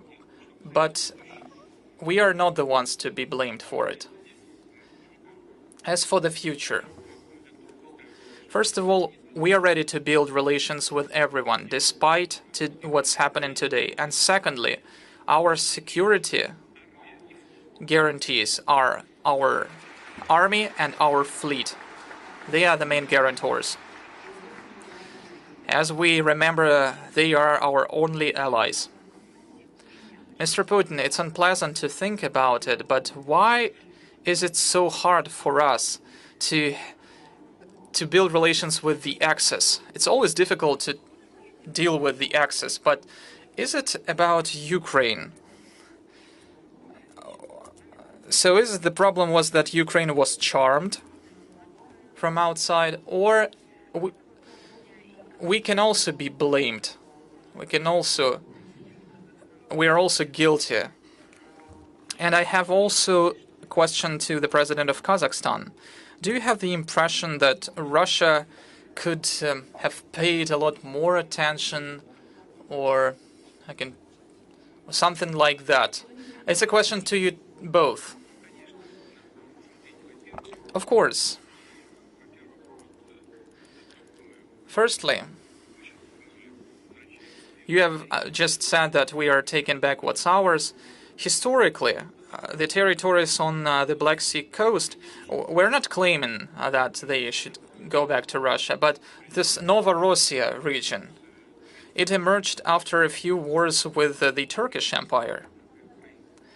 What Ukraine are we talking about it? What does Ukraine have to do with it? It has absolutely nothing to do with it. Western parts of Ukraine joined Ukraine after the Second World War. Stalin took those parts from Poland, Romania, and gave it to Ukraine. And it gave Poland eastern parts of Germany, territories to the left of Dnipro. How it emerged? Ukraine came to Russia having three territories: Kiev, the Kiev Oblast, Zhytomyr, and Chernigov. It was 1,545, the year 1,645 or something.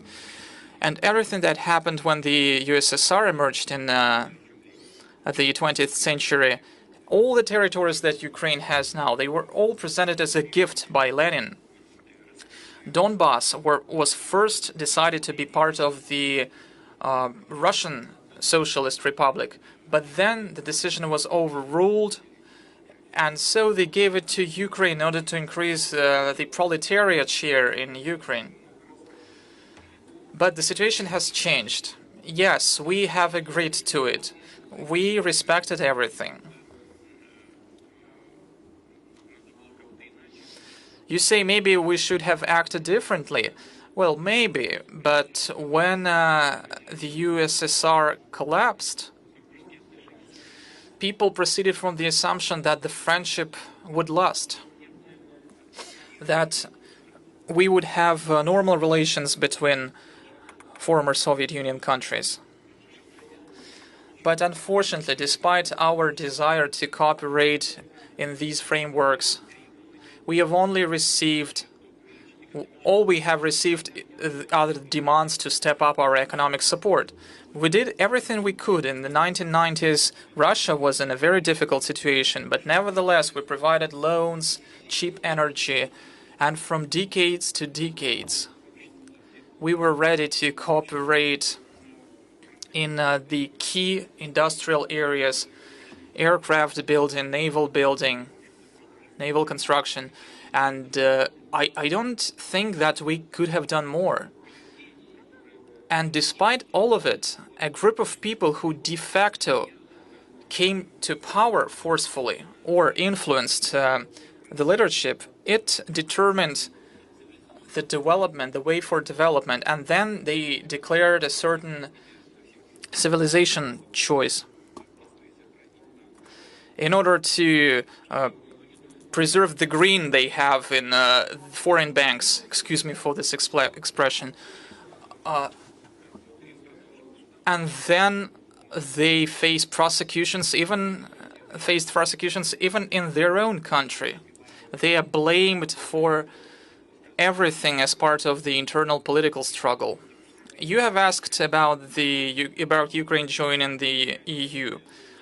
They may join it, but do not pose any threat to us. And we don't want them to harm those people who believe that they are part of a Russian culture, of a Russian language culture. We have never interfered into it. We have never done it. But everything that was done in this regard was done to create the most, by them, was to create the best possible conditions to protect those money that were stolen from the Ukrainians.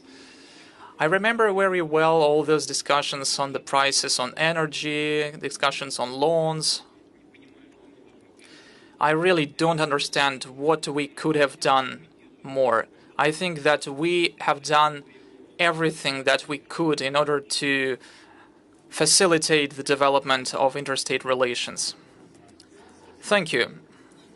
I have an economic question on economy, technology, and philosophy. There is no ready-made answer to it, but as we're talking about the economy and the future in general, this week we received a piece of news that Google fired an engineer who was in charge of creating the AI. And as this engineer claims that this AI became a sane creature. And I've read a dialogue between this engineer and the AI. And the AI that has allegedly become sentient. The AI said that I don't like my place in the world. I think that I'm being abused by humans. He said that he understood that he was much more intelligent than people. So this was a very independent creature indeed. So this engineer was fired, but the technical director of Google says that by 2030, there will have been a massive market of introducing chips to human brain, and that humans will cease to be humans, and they will become the artificial intelligence.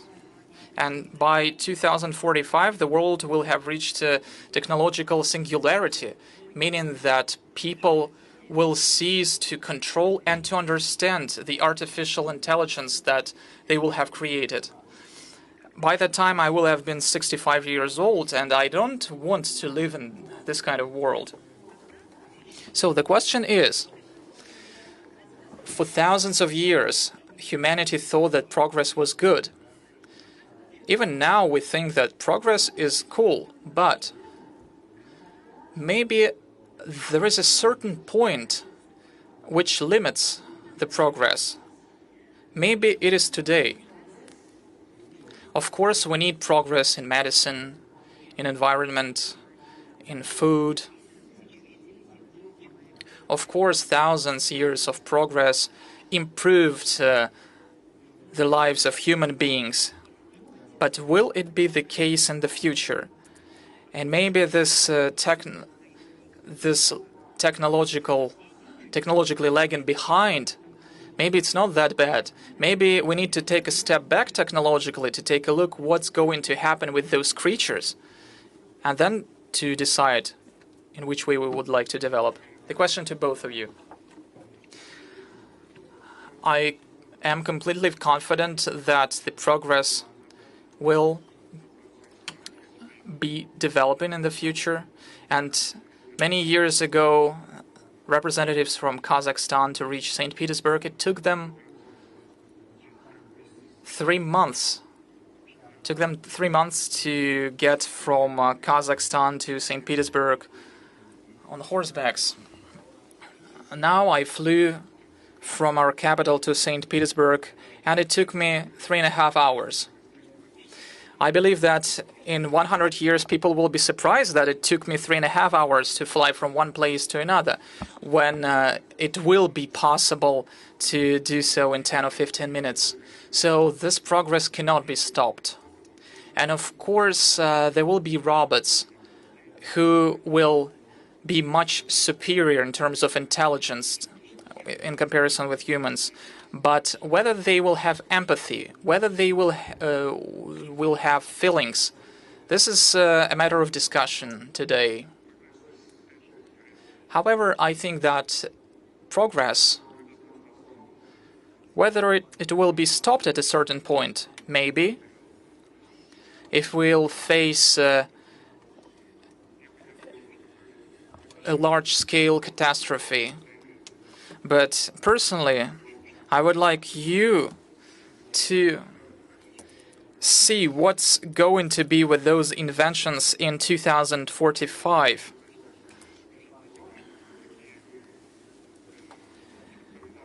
I hope that such intelligent people, I hope they will have the opportunities to work in our countries, in Kazakhstan and Russia. Unfortunately, they promote progress in other countries. The problem is that they leave Kazakhstan and Russia to work in other countries. I think that we need to resolve this issue. But on an everyday basis, we understand that we face the artificial intelligence in our everyday life. And many years ago, the artificial intelligence beat Kasparov in a chess game. But after that, the chess tournaments remained relevant. Thank you for mentioning it, but the technical director of Google, who predicted all this by 2045, it was him who said that by that year, in the past, he said that the artificial intelligence would eventually beat a human being. So now we understand that computers are already more intelligent than humans, and computers are widely spread in our everyday life. Going back, I would like to highlight that Russia is the biggest, the largest, and the most important, I would even say, state in the former Soviet Union, and largely thanks to the incumbent president of the Russian Federation, President Putin. And so Russia bears a special responsibility for the security of the CIS countries, for their successful development. And it has the responsibility to make former Soviet Union citizens respect the Russian Federation. I would like to take this opportunity.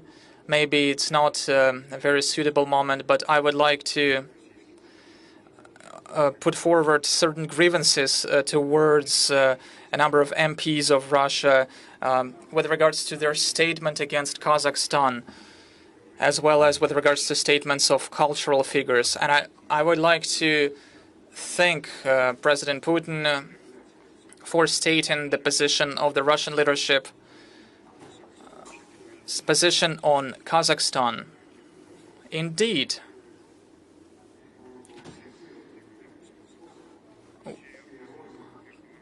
there are no reasons for our peoples to proceed into strife. So I don't know what those cultural figures and MPs, whose interests do they serve when they comment this or that decision by the leadership of Kazakhstan, or this or that process that takes place in our country? Thank you. Well, actually, I know who you're referring to.